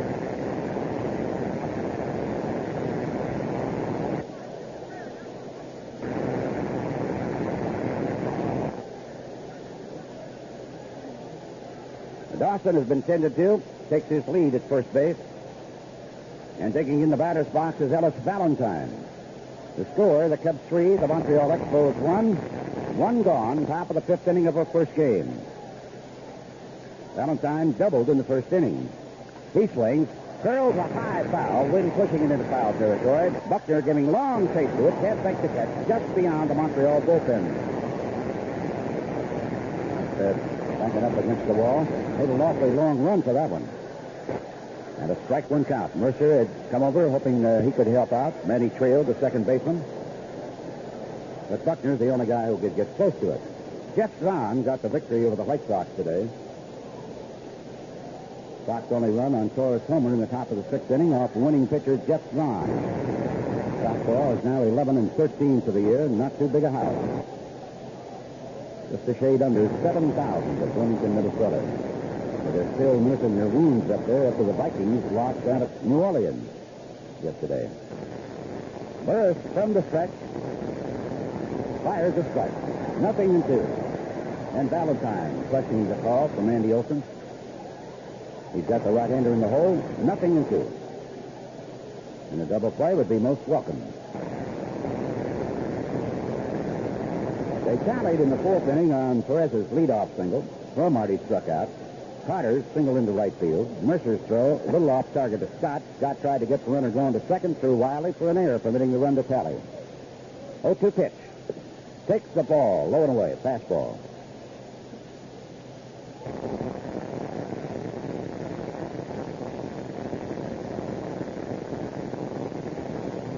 A lot of action in this holiday tonight in both circuits.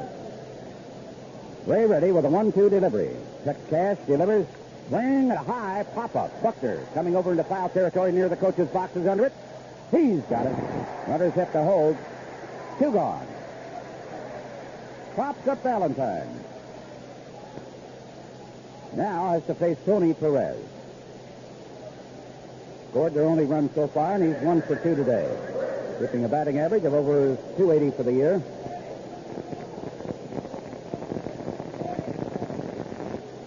Dave Kingman walloped a 2-run homer over the screen behind the left field bleachers. It may still be rolling unless it ran into a truck. Burris is set. Perez swings, hits one down the right field line. It is a fair ball by inches, and here comes a run to score. Mercer picking up the ball. They hold up the next runner, the tying one at third. That's Dawson. But it is now a 3-2 ball game, and there is one of those that he hits right off the fist. It was curling going foul, and it barely lit inside the foul line. Mercer, who had an awfully good view of it as he was racing over, is still questioning it. But it did appear to be in fair territory by just inches. Then the ball kept spinning into foul territory, and Mercer finally had to go down near the bullpen area to retrieve it. So Perez gets credit for his 63rd run batted in of the year. He's on at second base, bringing in Davy Cash to make it a 3-2 ball game, and Dawson is on at third. A little Blue Texas leaguer. It's just as effective as a shot off the wall. Both of Perez's hits today to right field. With runners at second and third, Perez taking up. Some fans are booing DeJesus for having lost that ball in the sun. But a lot more of them, showing a lot better judgment, are applauding. The other day, of course, he committed an error with a 2-run score in the ninth inning. And it's a hard hit ball. He blames nobody except himself. He said, I expected the hop to come up a little bit. And it didn't. But here's a guy who has just played superb ball for the Cubs. They really should not be booing him. First pitch to him, a ball. Let up by shot feeder. He lets it go, and it's outside. 2-0. He's 1 for 2 today and batted in a run in the second inning. And I guess the fans forget that. Those who were booing, not the ones who applaud. He looks at that one, and it's a ball too low. 3-0. Superb shortstop. Wind up, 3-0 delivery. He'll take. The fastball is in for a strike. Ball 3, strike 1.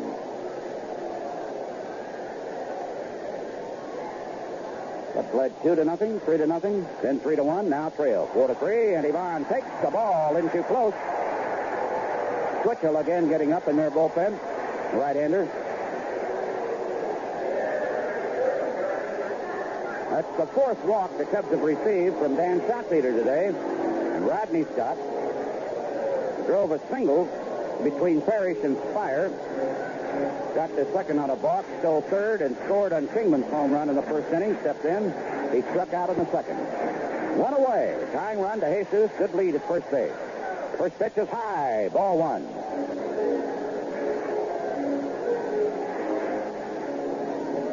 Ivan with 26 stolen bases. Time is called. Jim Brewer, the pitching coach, making another journey out to the hill.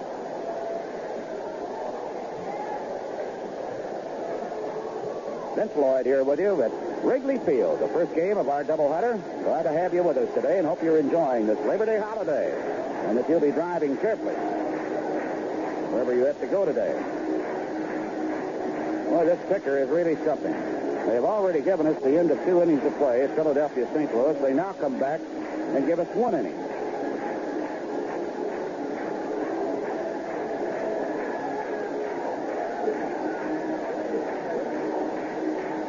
Brewer has given his counsel out to the 23-year-old southpaw and going back into the dugout.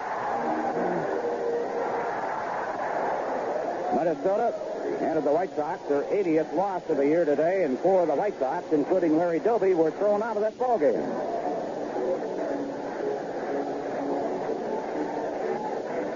Now we're ready to go. Rodney Scott, lean infielder, outfielder, batting right-handed. Jesus goes. He takes the pitch. Here's the throw. He slides. He is foul. Oh, looked like he had it stolen. And Ivan employing the call of Gary Crawford. Looked like he had it beaten. That checked his swing, took the pitch for a strike. Carter came up quickly, firing. To say this, Crawford was right on top of the play. And he went sliding in a cloud of dust. So he's out attempting to steal. A very, very close one. Bases are empty. Curveball. He swings and misses 1 and 2. Carter's got a good arm. Scott Peter's next pitch, a swing and a miss to retire the side. And Scott looks at the bat like, where's that big hole in it? He'll stand in for the second time today. No runs, no hits, a walk, man caught stealing, so there's nobody left on. The Cubs have stranded only 2 men today. And at the end of 5, the Expos come to bat with Cromartie to lead off, and they lead the Cubs in this first game 4-3. Chocolate iced Persians. Chocolate nut top Persians. Luscious Long Johns. Mouth Siding up, as they always do after 5, it'll be Gary Carter leading off this inning. Not Cromartie. Cromartie was out trying to steal after his single. A little Sunlock single that brought in 2 runs. And then was pegged out by Larry Cox to Manny Trillo. So Carter, who was in the batter's box in that 5th inning, leads off the 6th. He has a walk and a single today. He'll be followed by Larry Parrish and then Chris Spire. Ray has yielded 9 hits, but he's had a good fastball today. And 2 real cheap hits in that 5th inning cost dearly. Right-hander winds. Here's a pitch. Swung on and a high foul down the left field line, out of play.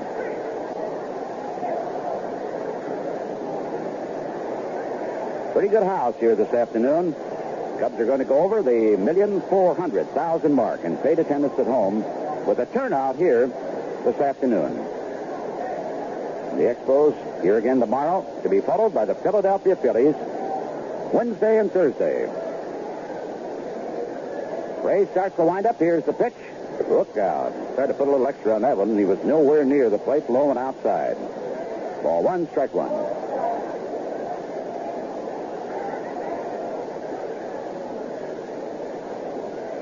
Big fella just recently celebrated his 28th birthday while we were down at Houston. Didn't have much to celebrate, though. As you recall, the Astros swept the 3-game series down there.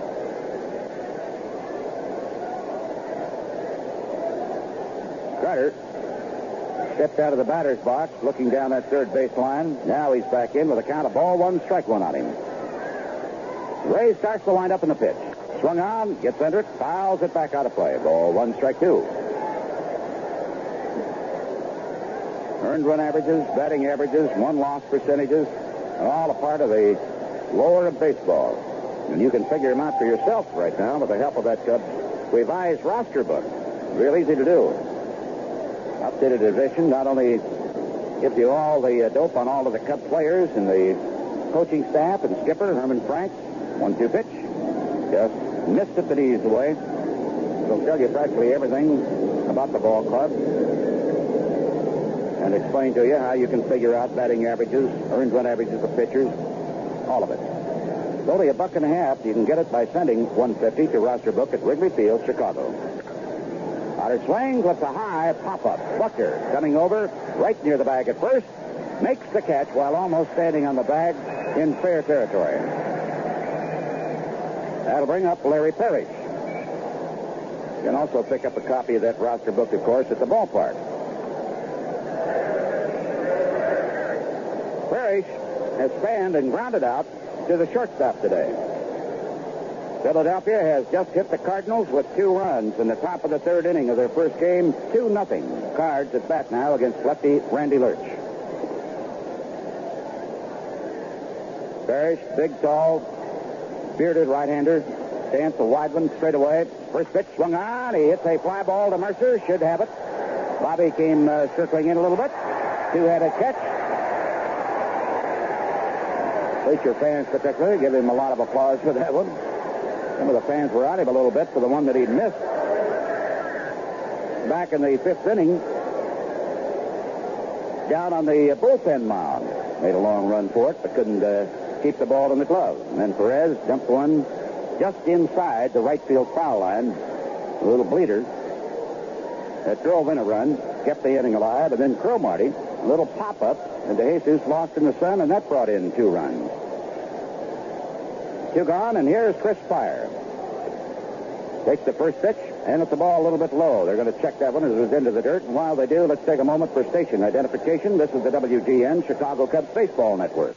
This is WRVA Normal Bloomington, and if you want to help muscular dystrophy this afternoon, call 663-0311 with your donation. 663-0311.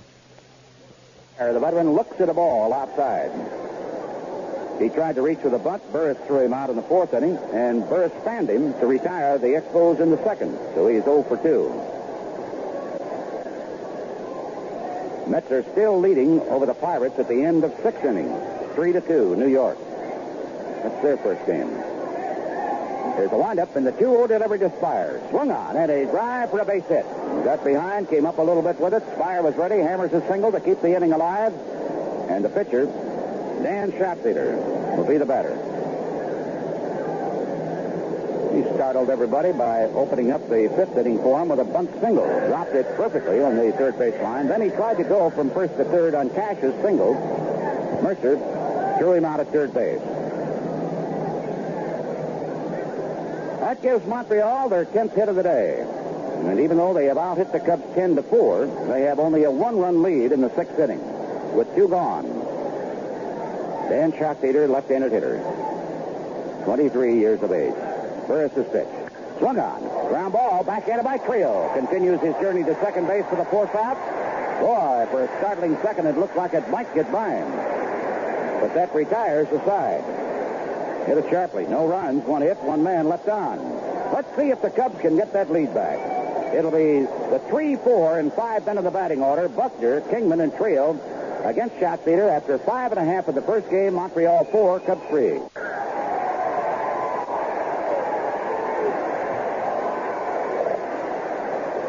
Bill Buckner to lead off for the Cubs as our ball game now goes into the 6th inning. He has flied to center and grounded out the 2nd against this left-hander.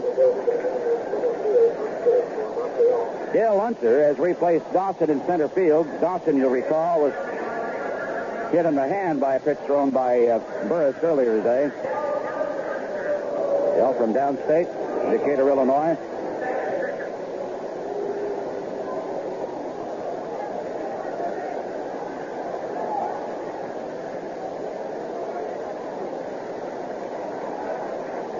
Now the windup by Schatzeder, swing and a pop-up.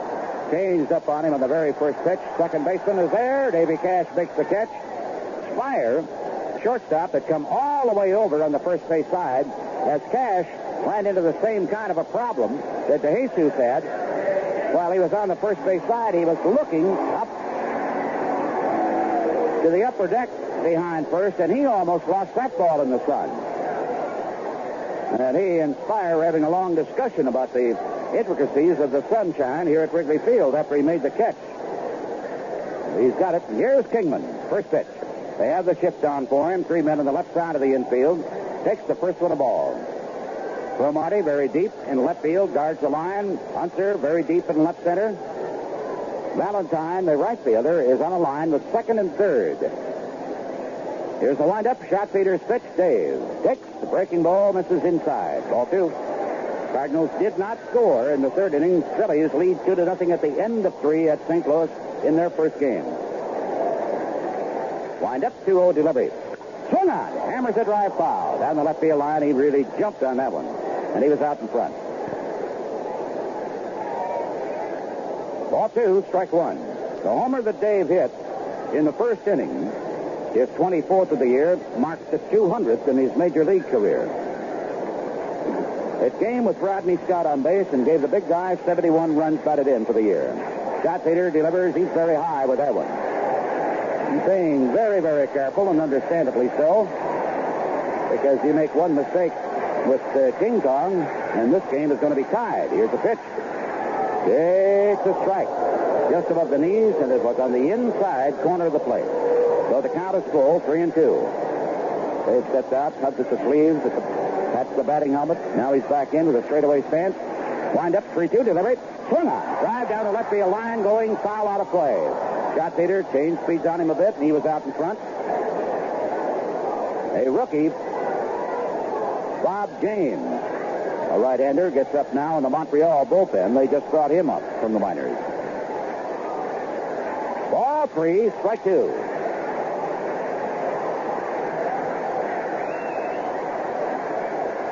Shot feeder steps back, winds, delivers, a swing, and again he's out in front and hammers another foul down the left field line. Caroms off the wall to Cromartie, picks it up, and this one he tosses into the crowd down the left field line on the bleachers. First one he threw to the bullpen crew of the Cubs. The front office might send Cromartie a bill for that ball. One out, bases empty, crowd getting restless. 3-2 pitch. Breaking ball low and inside for ball 4. Cromartie was not going to give him a fastball to take a swing at. And he's lost him. Walk number 5 of the day issued to the Cubs brings up Manny Trillo, who is 0 for 2 so far. Caught looking to retire the side at the first, grounded out to retire the side in the third, one away.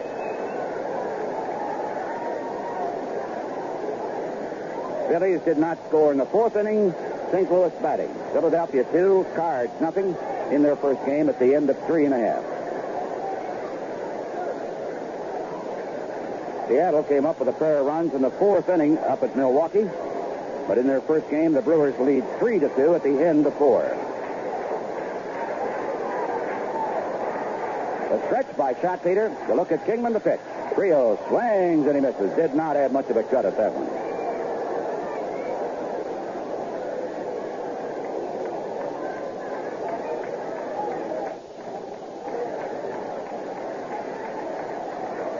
Ball looks at Kingman at first.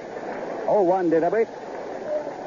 And he swings and bounces that curve down and in foul. Caroms off the wall, out to the third base umpire. Crew chief Doug Harvey.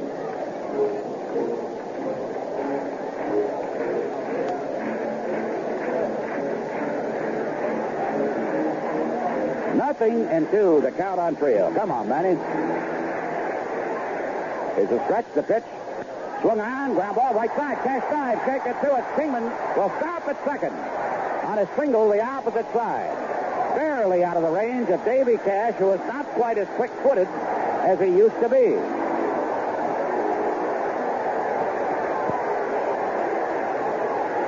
Cubs have the tying run in scoring position. Trillo, with his first hit of the day, represents the go-ahead run. And now, in their bullpen, the Expos have Mike Garman throwing. He was in the doghouse for a couple of weeks.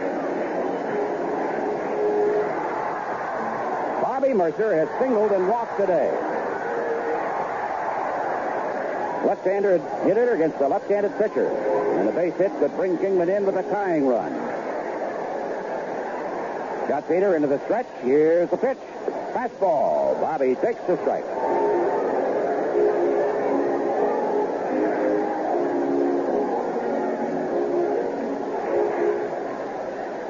Gary Carter, give him the sign. Here's a stretch, the kick, the pitch. Curve this time into the dirt. Ball 1, strike 1.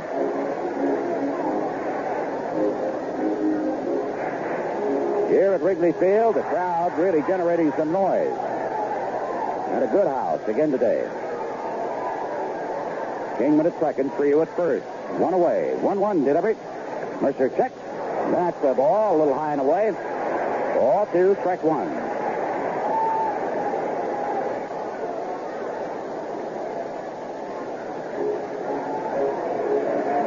Bobby with only 8 home runs this year. A low level for him. There's a little bit of a breeze coming in against him.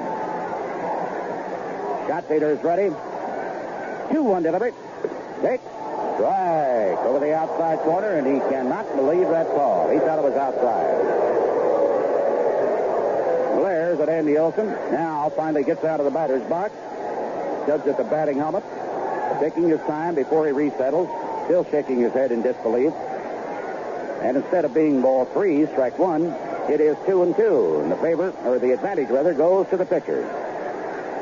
1 away. 2-2 delivery. Swung on. He gets under it. Drives one to center field. It's going to be caught. Del Unser is there. Makes the catch. Kingman tags. He'll go to third unmolested. The throw goes into second base. Long fly ball to center field for out number 2. And that brings up a pinch hitter. Mike Vail will bat for Jerry White.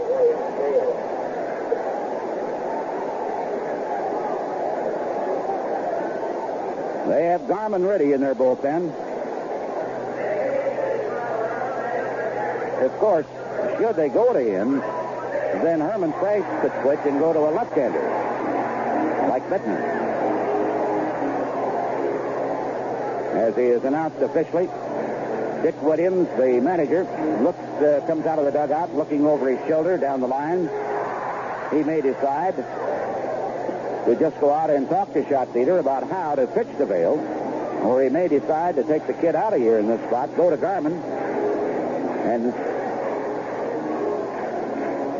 see whether or not Herman would pull Vail and go to a left-hander. The odds would be that he's probably talking to him about how to pitch to this guy with 2 gone. Nope, he's going to go to the bullpen. Points down there. And Mike Garman riding in from the bullpen. The score, Montreal 4, the Cubs 3. Cub runners at first and third with 2 gone. We have a delay. We'll be back right after this message. Well, good is good. There's no debate. Yeah, good's not bad, but good's not great. Beer makes it good. There's no debate. Beer makes it good. This makes it great. So when it comes to beer, why make it good? This makes it like no other good. This makes it great. Nobody makes it like Schlitz. Every drop chill lagered for quality. 11 million times a day, America reaches for a Schlitz. Because since 1849, Schlitz makes it great. So when it comes to beer, why make it good? Schlitz makes it like no other good. Schlitz makes it great.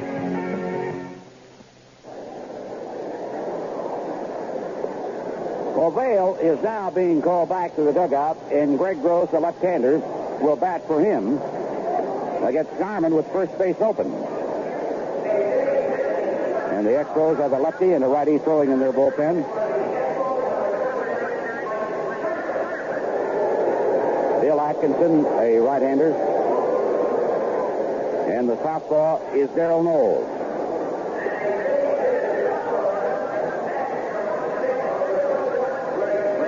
While Vail was announced, he's not going to bat. Gross has been swinging a real hot bat. And as a pinch hitter, Greg is 8 for 12, and he's batted in 7 runs. Now let's see if they're going to try to work around him or what. Garman, as I mentioned, was in the doghouse for a while because Williams had brought him into a ball game that was hopelessly one-sided against the Expos. Let him pitch, and Garman didn't like it. He didn't like what happened either. He didn't get into another game for a couple of weeks. Then he and Williams had a heart-to-heart chat, and since then, I guess the relationship has been a satisfactory one. I was going to say cordial, but I'll withdraw that. First pitch from Mike, and it's a strike call. He started this year, of course, with the Dodgers. A couple of years ago was with the Cubs. Then it's St. Louis before that, and it's Boston. Right-hander delivers. Gross looks at the ball. A little bit low. Fastball. 1-1. Garmin for the year, 3 wins, 6 losses. A 4.78 earned run average. That's pretty hefty. But so is he. 0-1 pitch. Gross swings. Drives the ball left field. Cromartie, playing him almost perfectly, comes over near the line and makes the catch. And that takes care of the 6th-inning threat. No runs, 1 hit, a walk. The Cubs lead, 2 men stranded. And at the end of 6 in our first game, the Expos still lead 4-3. Lots of lovelies out here this afternoon as usual. And then on the other side of the coin, we have Randy Hundley. Randy, of course, had his debut this year as a manager for the Cubs in their farm system. He's been around for a couple of days or so, and he's sitting just below us here and just behind the home plate screen with a black sports shirt on, short sleeves.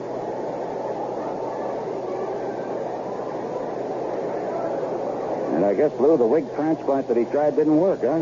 No. Nothing will work when you go to managing, I'll tell him that. Hair's still a little thin on the top. But he loved that experience. Well, Ray Burris, trailing by a run and a couple of real cheap hits, faces Davy Cash to lead off the 7th inning. Davy is 3 for 3, and his hits have not been cheap. Right-hander, first pitch to him is a strike.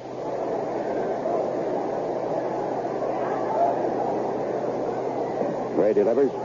Slider this time is low. Ball 1, strike 1. Cash started the day hitting 247. The way he's handled Burris's pitching, you'd think he's hitting 347. Wind up and a 1-1 pitch. And there's the ball. Going away, 2-1. What in the world? Is that an 8? That's an 8. Yankees hit the Tigers with 8 runs. Bob Lemon ought to be smiling so sweetly. Made a rather sour situation pretty sweet, Mr. Lemon did. Yes, the Yankees are leading the Tigers now. 9-1. Pitch was fouled. Back out of play. The count on Davy Cash. Ball 2, strike 2. They have 10 hits. Burris winds. Cash slices a foul ball. A fastball for Davy. Comes back out of play. Ball 2, strike 2.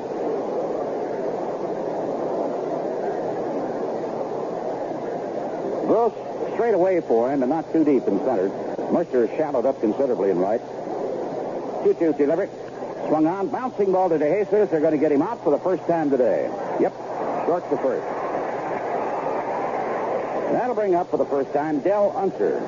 Dawson was hit in the hand by that pitch in the 5th inning, and he eventually scored on Perez's little blooper, barely inside the chalk stripe. And Perez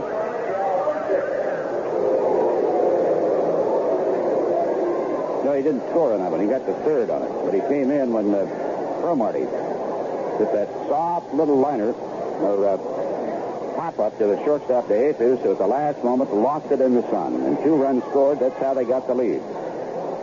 Hunter, left-hander from Decatur, Illinois. Checks his swing, and it's a strike call.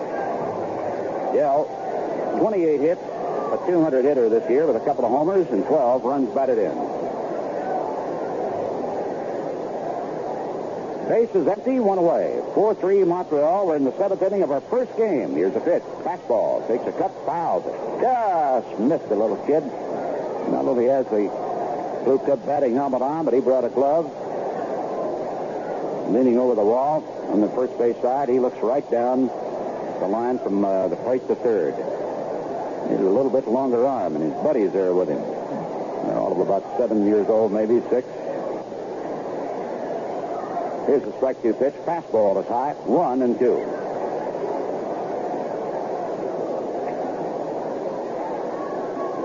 Phillies with a 2-game lead today over the Pirates. 3.5 over the Cubs. Phillies a doubleheader. Pirates a doubleheader. And the Cubs a doubleheader. 1-2 pitch. Swung on. Chops one on the right side. Charging in is Trillo, and Burris off the mound takes the throw as Buckner had come way off the bag. And they get him. Good thing Ray was fielding his position, huh, Lou? He does that very well. And any ball hit to the left of that mound, after that pitcher releases the ball, he's got to make at least 2 or 3 steps towards first. They beat Unser by 2 or 3 strides. Bases are empty for Ellis Valentine. Doubled in the first inning, lined out to Kingman, who finally got in the track of it and made the catch in the third, an exciting one to retire the side, and then he fouled out to Buckner in the 5th inning. This right-hander, 1 for 3 today. First pitch. Swung on, fouled right off of Larry Cox. Strike 1 count. Sox loss up at Minnesota today for the White Sox. Evicted from the ball game by 2 or more different umpires. And one of them who was thrown out was the skipper, Larry Doby. It all started with Chet Lemon throwing his batting helmet and getting ejected by the plate umpire Ford. 0-1 delivery. A little bit low. Ball 1, strike 1.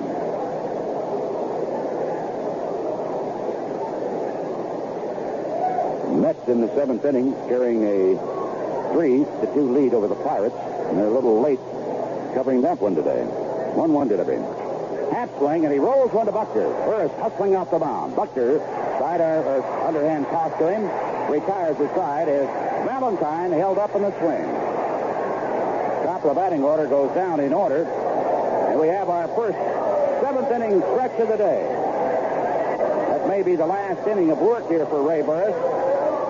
And except for a couple of very cheap hits, he would have the lead and would stay in the ballgame.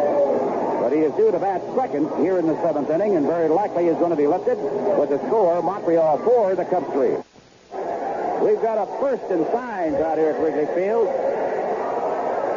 Trainer for the Cubs, Tony Garofalo, and he's had about as busy a year as he'll ever hope to have. And some of his great rooters sitting down in the box seats over here have brought out a multicolored sign, and the dandy says, Tony, the Cubs trainer is great. Must be his wife. A few of the other relatives. Well, Tony's there. He's sitting right there.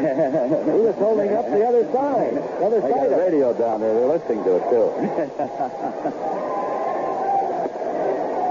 His home, of course, is down in St. Louis, but he's starting a search for one up here in the Chicago area. Down below us, former Illini quarterback Paul Goloszewski. You remember him, don't you, Lou? I remember him. Who's a pretty gal alongside of him? Looks familiar. Well, she takes after her dad, I think. I doubt that very seriously. And for a good kid, daughter Barbara with the 4 grandchildren sitting right down there. 4 of them, huh? Yep. And the ball 1, strike 1 count on Buckner, or on Dave Rader batting for Larry Cox, and he fouls that one back out of play. Paul Goloszewski, wife Barbara, Lou's daughter, and 2 of the grandchildren have Cub batting helmets on. One has a Cub cap on. The other one's bareheaded. Lyman winds. 1-2 pitch. Rader is out in front. Drills a foul down the right field line into the box seat. Still 1-2.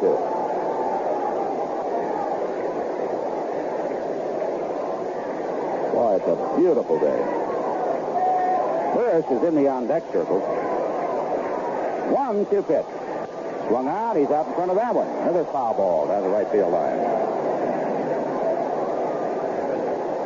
That caroms off the wall eventually to right fielder Valentine. Rader, for the year, is now hitting 199. 3 homers, 1 of them a grand slammer.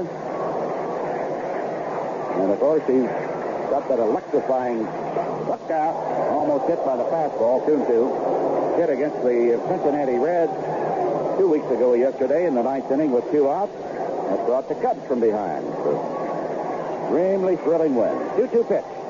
Swung out a drive, left field. Cromartie on the run. Out to the warning track. He's got it.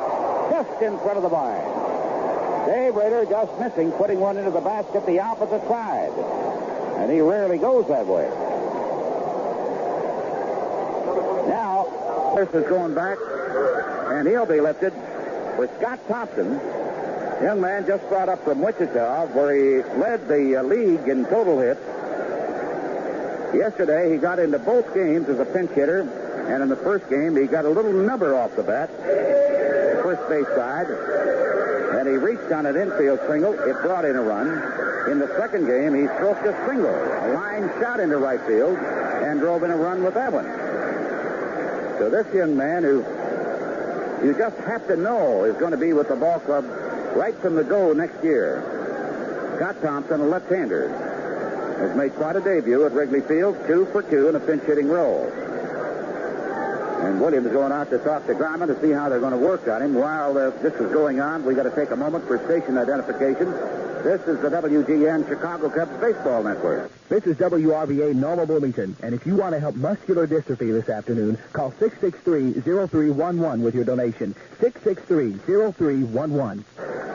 Well, ever since we first saw Scott a couple of years ago in Arizona, he's had that good, level, sweet swing, hasn't he? Yes. He's going to be a good ball player. He's just maturing now, I think, into a major leaguer. Might have a difficult time finding a spot for him, but if he improves as a hitter, you always find a spot for that type of a young fellow. Tall, young left-hander. Garman's first pitch. He takes. It's a strike, a fastball. Came up originally with the Cubs as a first baseman. This year, he played an awful lot in the outfield at Wichita. So he hit .324. 0-1 pitch. Let up, and he hits one down to the first baseman. Perez got it on the first hop, and Thompson, who can fly, runs it out all the way, but he's out, two gone. A good change by Garman. Bases are empty, and Ivan De Jesus stepping in. I don't know whether that's a new pitch or not, but it was effective, and he doesn't throw that pitch very often. Matter of fact, I don't ever remember seeing it. I don't either. You know, I was hurt a little bit, Lou, when the crowd was getting on to Jesus, booing him after he lost that pop up in the sun. Those things just happen. Yeah, and I'm glad to say... Here's his swing. He's out in front, fouls it down the left field line. The real loyal Cub fans, the good baseball fans, came to his rescue and then gave him a very fine round of applause. And I, for one, know what an embarrassing position that he was in, because it's happened to me several times, even with the glasses down. Yeah. If that ball gets into that bright sunshine. He swings, hammers a shot. Parrish knocks it down at third, but it's a foul ball, thank heaven.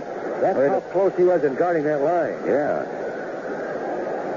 Even, as I was describing, even if that ball gets into that sun, it stays there just for 2 or 3 seconds, and you can't pick it up. If it goes through the sun's rays, you can pick it up quickly. Yeah.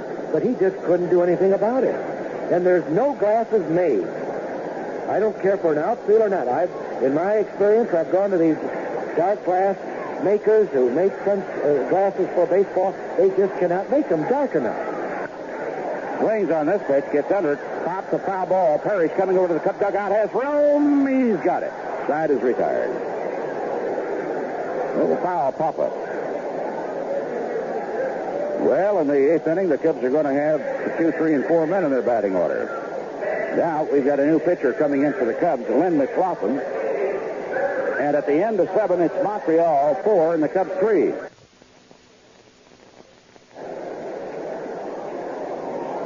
Lynn McLaughlin, the new Cub pitcher, and except for a couple of real cheap hits, Ray Burris would still be out there, and he would have the lead. He did give up a total of 10 hits, a single and a double in the first inning, but he got a great pickoff. He and Buckner combining in that first inning, or a big out. Valentine's double then came with 2 gone and the bases loaded, and he was left, 2 gone and 1 on, and he was left stranded. Carter a walk in the second, and here's a swing and a drive deep to left field. Look out. That's into the bleachers. Tony Perez reached Lynn McLaughlin with a home run to make it 5-3.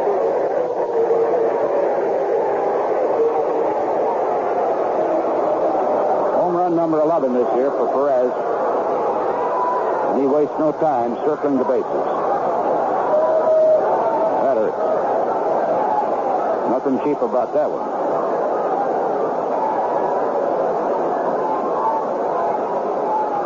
Home run number 7 off McLaughlin this year. There's a swing by the left-hander Cromartie. Bounces it to Trillo. Gets it. Throws to first base to Buckner, and there's one away.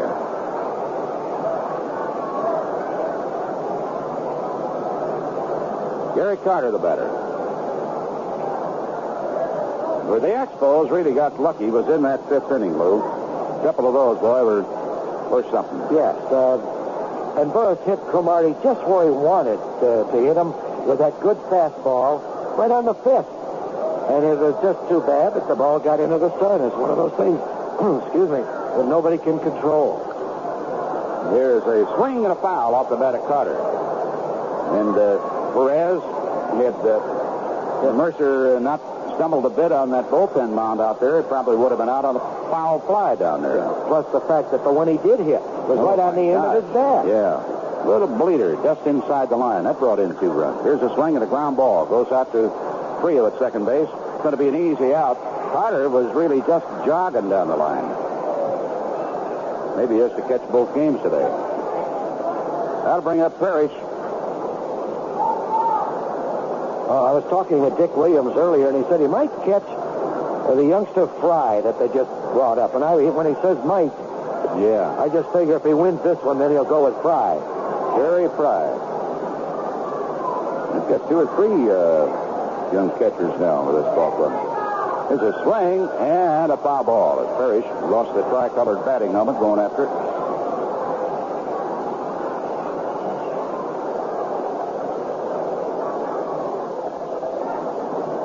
Fry played at Denver this year, hit .293. He was their second selection in the June draft 4 years ago. Right-handed hitter, and he comes from Springfield, Illinois.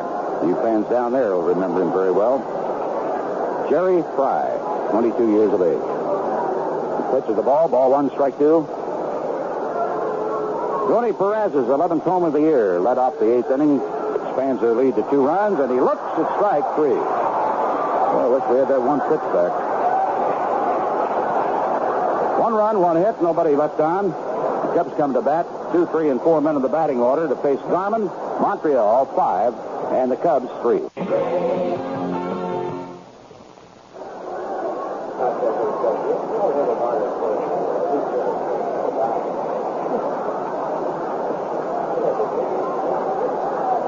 Well, let's see if the Cubs can go to work here on Mike Garmin. Al Campanis became disenchanted with him. Al, the Dodger general manager, went on a Sunday out in L.A. Garmin was treated pretty rough, particularly by the Cubs' Dave Kingman. He walloped 3 home runs that afternoon to win a ball game. And a few days later, Garmin was gone. Rodney Scott to lead off against him, and he'll bat left-handed. Right-hander fires. He tries to bunt, went right on through the fastball. Sam Mejias has replaced Valentine in right field. We're in the 8th. Garmin winds. Here's the pitch. Rodney swings, bounces one over the mound, tries to get a Stevie Cash. Could be close. Throws. Safe at first. Cash had to hurry it. And Perez stretched up the line as far as he could. It was that blinding speed that Scott has. He is on at first base.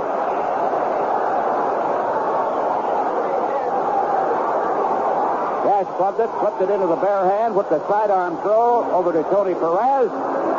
He had to stretch up high for the throw rather than straight out towards the mound, and that may have cost him. A single for Rodney.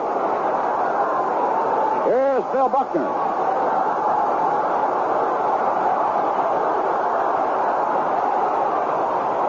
Boy, I don't know if there's anybody in baseball who goes down that line faster than Scott. Nobody. I've seen a lot of them. He really moves. And he gets away from that batter's box so quickly. Good thing he was batting left-handed that time. Here's Bill Buckner. 0 for 3 so far. Here's the pitch. He takes, and it's a strike call. He is facing Garman for the first time against the southpaw shot leader. He flied to center, grounded to second, popped up to second. Cash almost lost that one on the side. Crowd hooping it up. Nobody out. Eighth inning. Go to first. Scott back in time.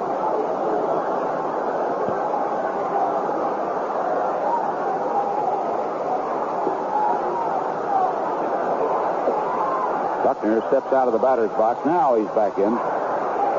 Here's Garman in the stretch and the pitch. Strike called over the outside corner. He's taken two of them.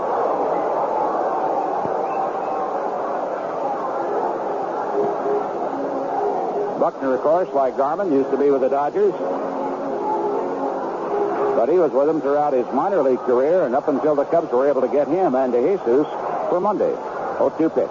He swings, line drive, base hit.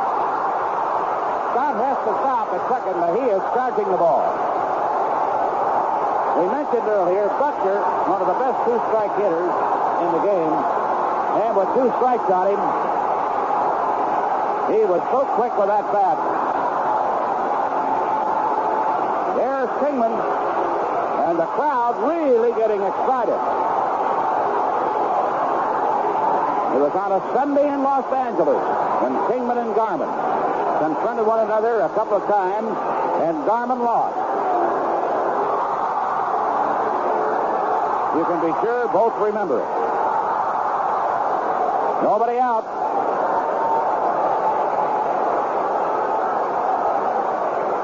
First pitch, swung on, sharp curveball.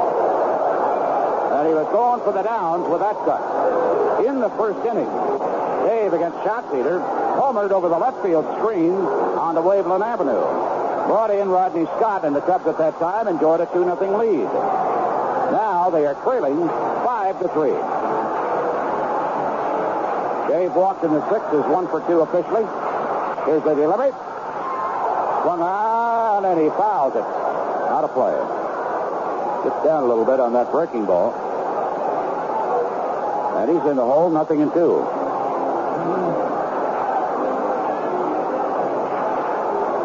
Garman with neat little mustache. New ball. Plants his right foot on the rubber. Looks down to Carter for his sign. Kingman straight away with his stance. Scott at second. Buckner at first. Here's the pitch. Checks his swing. Did he go through? Ball broke down and away. They asked for the appeal. Denied by the first base umpire, Jim Quick, who is the crowd's favorite at the moment with that call. He's still alive. Ball one, strike two. Eighth inning. Heart of the batting order for the Cubs. And Kingman, the only real muscle man the Cubs have this year. Nobody out. Garman checks Scott, the pitch. Gets under it, pops it up. Shortstop Spire, Davy Cash. It is Spire who makes the catch just in front of the outfield grass. One away. Now Manny Trillo, the batter. Boy, he really dipped his shoulder that time.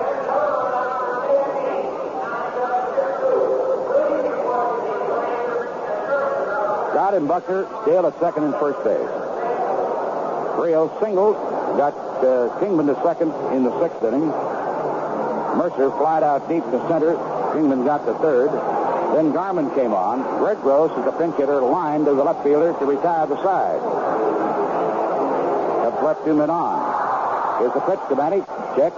And at the ball, in too tight at the letters to the right-handed hitter. Ball one. Vince Lloyd and Lou Boudreau here at Wrigley Field. Let me tell you, this crowd is hooping it up. 1-0 pitch, fastball. He misses high. Tried to put a little extra on that one. Ball two. Cromartie, the only one of the starting outfielders still in the lineup in this first game, standing with his hands on his hips out in left field, looks kind of bored. Now he has his arms akimbo. 2-0 pitch. Trillo looks at the ball, missing a little low and inside, 3-0. Garman in a bit of a jam.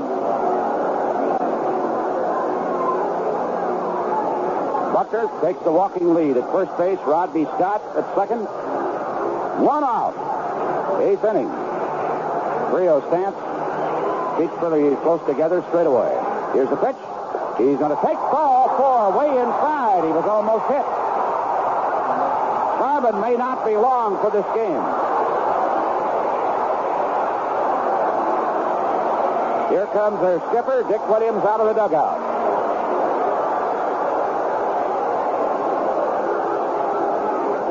Williams just now crossing the foul line.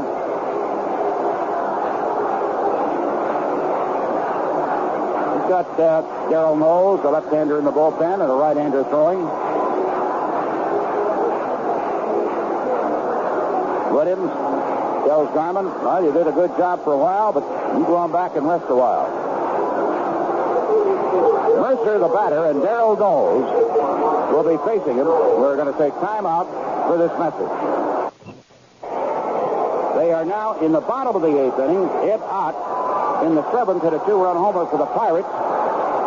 The Mets came up with a run at the top of the 8th, but now it is Pittsburgh 5, New York 4, bottom of the 8th inning in their first game. Bobby Mercer said earlier this year when he got a bunt single against Darrell Knowles, he said, I had to. He said, I haven't been able to get a hit off the guy for 2 years. The bases are loaded. One out. Darrell's first pitch, way inside, ball 1.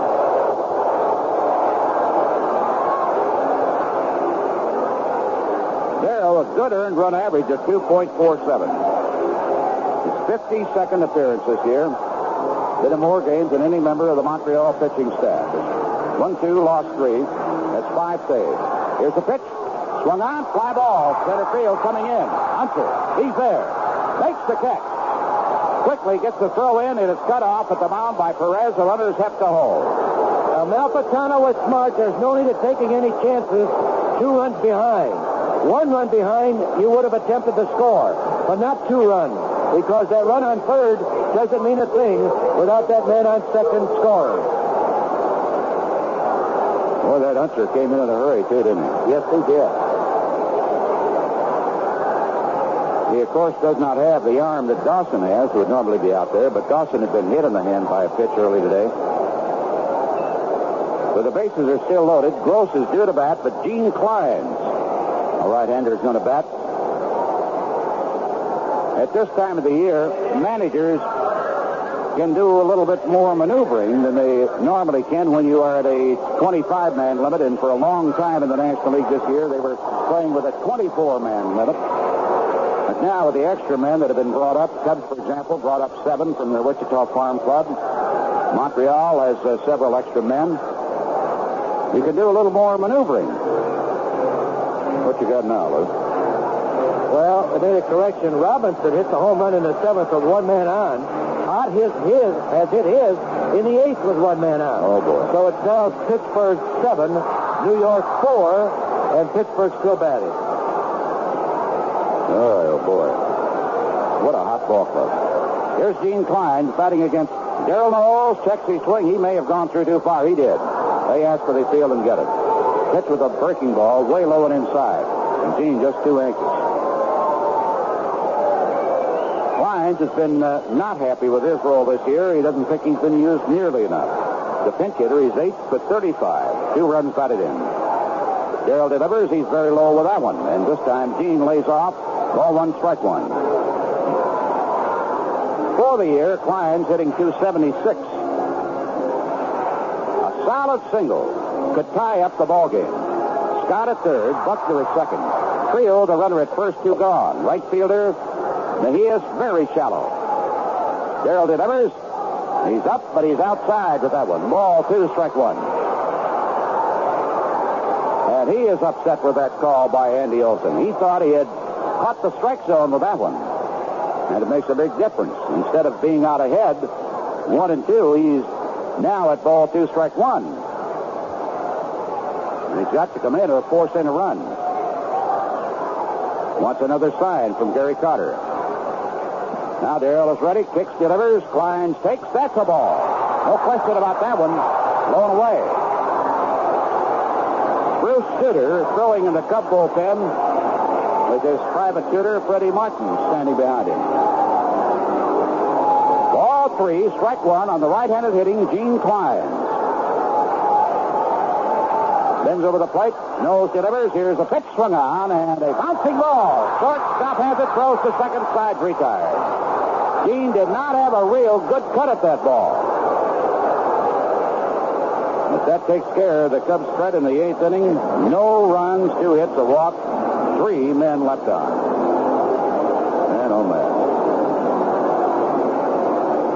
End of 8 in the first game. The Expos come to bat. They still lead, 5-3. And 5 to 10, Monday through Thursday, Friday and Saturday till 11 p.m. Shanigan's is the home of food, drink, and good times. Right on the corner of Front and East. But, of course, you already know that. Dave Rader, the catcher. Bobby Mercer now moves from right field to center field. Gene Clines stays in the ball game, and he's in right. With Dave Kingman still in left, Lynn McLaughlin starting his second inning of relief. He came in at the outset of the 8th inning, and the first man he faced was Tony Perez, who promptly belted a home run into the bleachers. Then he got the next 3 men.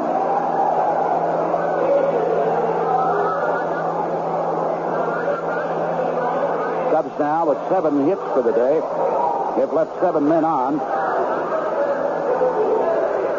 Montreal with 11 base hits, and they've left 5 men stranded.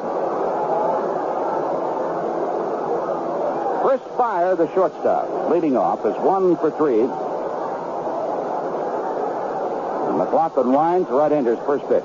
Ball too low. In case you missed it, Minnesota defeated the White Sox today 2-1. Larry Doby was thrown out of the ball game, the skipper of the Sox. 1 of 4. Wearing a White Sox uniform up there, were ejected today by the umpires. The person was Chet Lemon. There's a swing and a bouncing ball. DeJesus gets it on the second hop. Here's the peg over to Buckner. Spire is out. Chet Lemon had thrown his batting helmet, was a report we had, and he got ejected. And that triggered 3 more, including the skipper. And on top of all of that, they lose the ball game. Here's Darrell Knowles stepping into bat. He swings, drives one to the center fielder, Mercer, drifts back a few steps, he's got it. If we could have gotten one that deep, by golly, Lou, it had a run in. Yeah. Well, you pitch a little differently with the bases empty, too. Good opportunity in that 8th inning. Bases are empty here in the 9th of the first game, and Davy Cash, the batter, singled his first 3 times up today. Finally grounded out against Ray Burris in the 7th, so he's 3 for 4. First pitch by Len, a fastball, and it's in for a strike call. Philadelphia still leading the Cardinals in their first game 2-0. They have to take a look at that ball. Did Guidry win? Yep. Ron Guidry, first 20-game winner in the majors. Boy, 20 wins and 2 losses for Guidry for the New York Yankees. They're keeping the pressure on those Red Sox. He swings at a let-up, taps a little foul over the third base side. That for the Yankees, their 80th win of the year. 25 games over 500. Not too bad a record. Hoffman steps back to wind up the right-hander's pitch. Cash swings and a drive to Mercer. Coming in. He's there. He's got it. 3 up and 3 down in the 9th. We need a little bit of a miracle. Cubs in the bottom of the 9th inning. Down by a pair. Expos 5 and the Cubs 3. 8-foot cargo box offers a good combination of looks and practicality for work or play. Join in on the fun now at McLean County Truck at Staley Truck City, Mercer Avenue, and the Beltline. Nothing goes something like a GMC.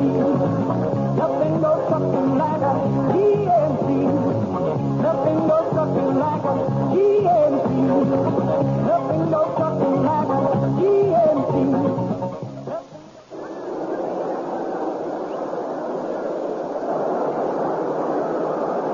Before the Cubs come to bat, in the ninth inning. Let's take a moment for station identification. This is the WGN Chicago Cubs Baseball Network. This is WRBA Normal Bloomington, and if you want to help muscular dystrophy, call 663-0311 with your donations at the Moose Lodge. That's 663-0311. Been to the Cubs for a brief period of time earlier this year when we had some injuries in the catching department. At Wichita, Ed wound up hitting .272 with 24 homers and 79 runs batted in. Right-handed hitter, and he's got himself a pretty good swing. Knowles' first pitch. And Putman takes it. It's a strike called on him. He is batting for Dave Rader. Darrell delivers. There's a swing and a through.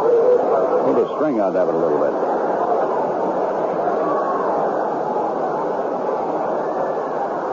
In the on-deck circle is Davy Johnson. Knowles delivers the 0-2 pitch. Throws a breaking ball into the dirt. 1-2.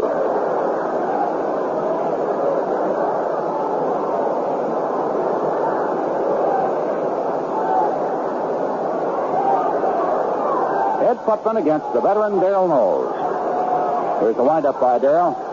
Fastball for strike. 3 called. I don't know what he was looking for there, Lou. That pitch looked to me like it was belt high right where he wanted it. That's right. Anytime you have 2 strikes on you cannot afford to take a pitch that close.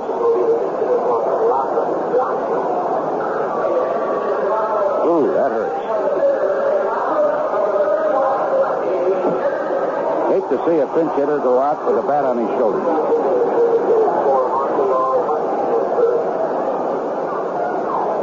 Davy Johnson stepping in. Tommy Hutton is in at first base, and Frias is now at second for the Expos. Knowles delivers. Davy checks his swing. A strike called on a breaking ball. It's 1-1.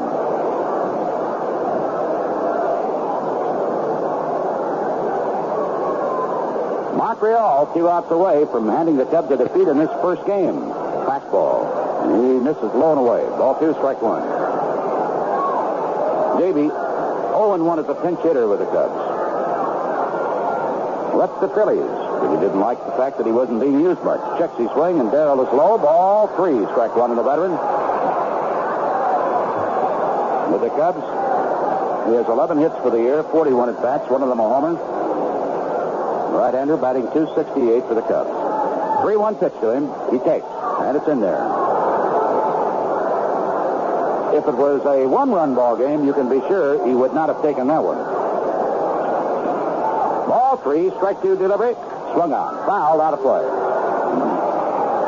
That sails into the upper deck on the first base side. 7-11 are the numbers in the hit department. They have 11, the Cubs 7, and they are leading 5-3 where it really counts. Cubs had a 2-run lead in the first inning, 3-0 at the end of 2. Then 3-1, then Montreal made it 4-3, now 5-3. Here's a pitch. Goes after that sinker, bounces it fouled on the third base side.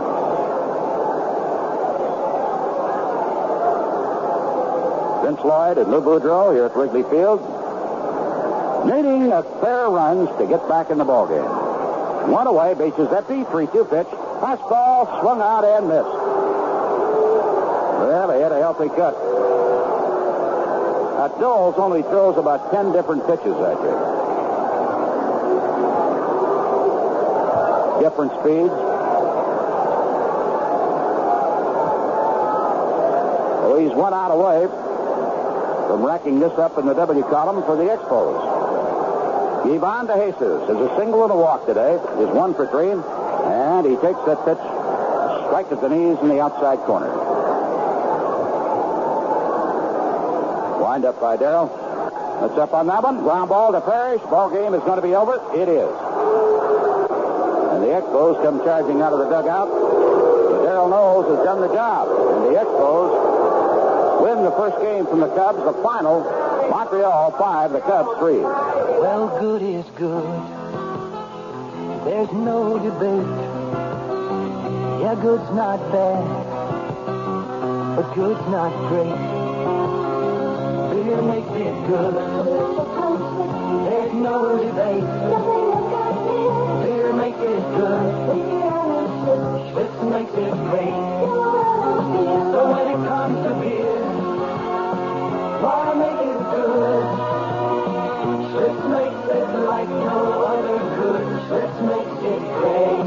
Nobody makes it like Schlitz. Every drop chill lagered for quality. 11 million times a day, America reaches for a Schlitz.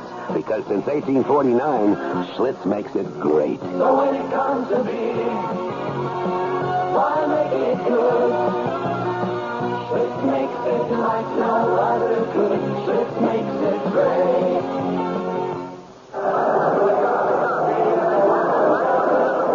Here are the official totals in the first game. Expos 5 runs, 11 hits, 1 error, 5 left. And the Cubs 3 runs, 7 hits, 1 error, left 7. Dan Shotfeeder, born in Elmhurst, resides in Villa Park, gets the win. He's 7-4 in his first appearance against the Cubs. And the losing pitcher is Ray Burris. Really deserved a better fate. A couple of key hits in there really did him in. Yeah, especially the one that De Jesus lost in the sun. Yeah. That was the ball game. And we had our opportunity in the 8th inning with the bases loaded and 1 out, and he couldn't do anything about it. If you get those opportunities, you've got to come through. If you don't, you're going to lose ball game. It's a big blow, in my opinion. It was not only the one that De Jesus lost in the sun, but the home run by Perez that gave him that little extra leverage of 2 runs. Sure did. That can make a big difference. Well, it took 2 hours and 54 minutes and kind of put the damper in the enthusiasm of this holiday crowd here today, and a good one. But we got another one to play, and maybe the Cubs can wind up with a split on this one and keep themselves in that divisional pennant race. Our broadcast of Game 1 has been brought to us by Schlitz Beer, distributed by the Breen Beverage Company of Bloomington, Shanigan's at 202 East Front Street in Bloomington, McLean County Truck Company at Staley Truck City on the Beltline, Danny's Donuts at Four Seasons Square, Grandma's Chinatown Restaurant and Warehouse Liquors at 307 South Main in Normal. And Cubs baseball is also sponsored by friendly Bob Adams General Finance Loan Companies in Bloomington and Peoria. We do it for you. On WRBA. For you in between games here this afternoon, and then in Chicago you'll also hear the news. Game 2 will feature Mike Krukow for the Cubs against Rudy May, who's coming off the disabled list in his first start since then for the Expos. Vince Lloyd and Lou Boudreau, Ed Archambault, our engineer, Jack Minovich, our producer. Expos take the first one 5-3. This is the WGN Chicago Cubs Baseball Network.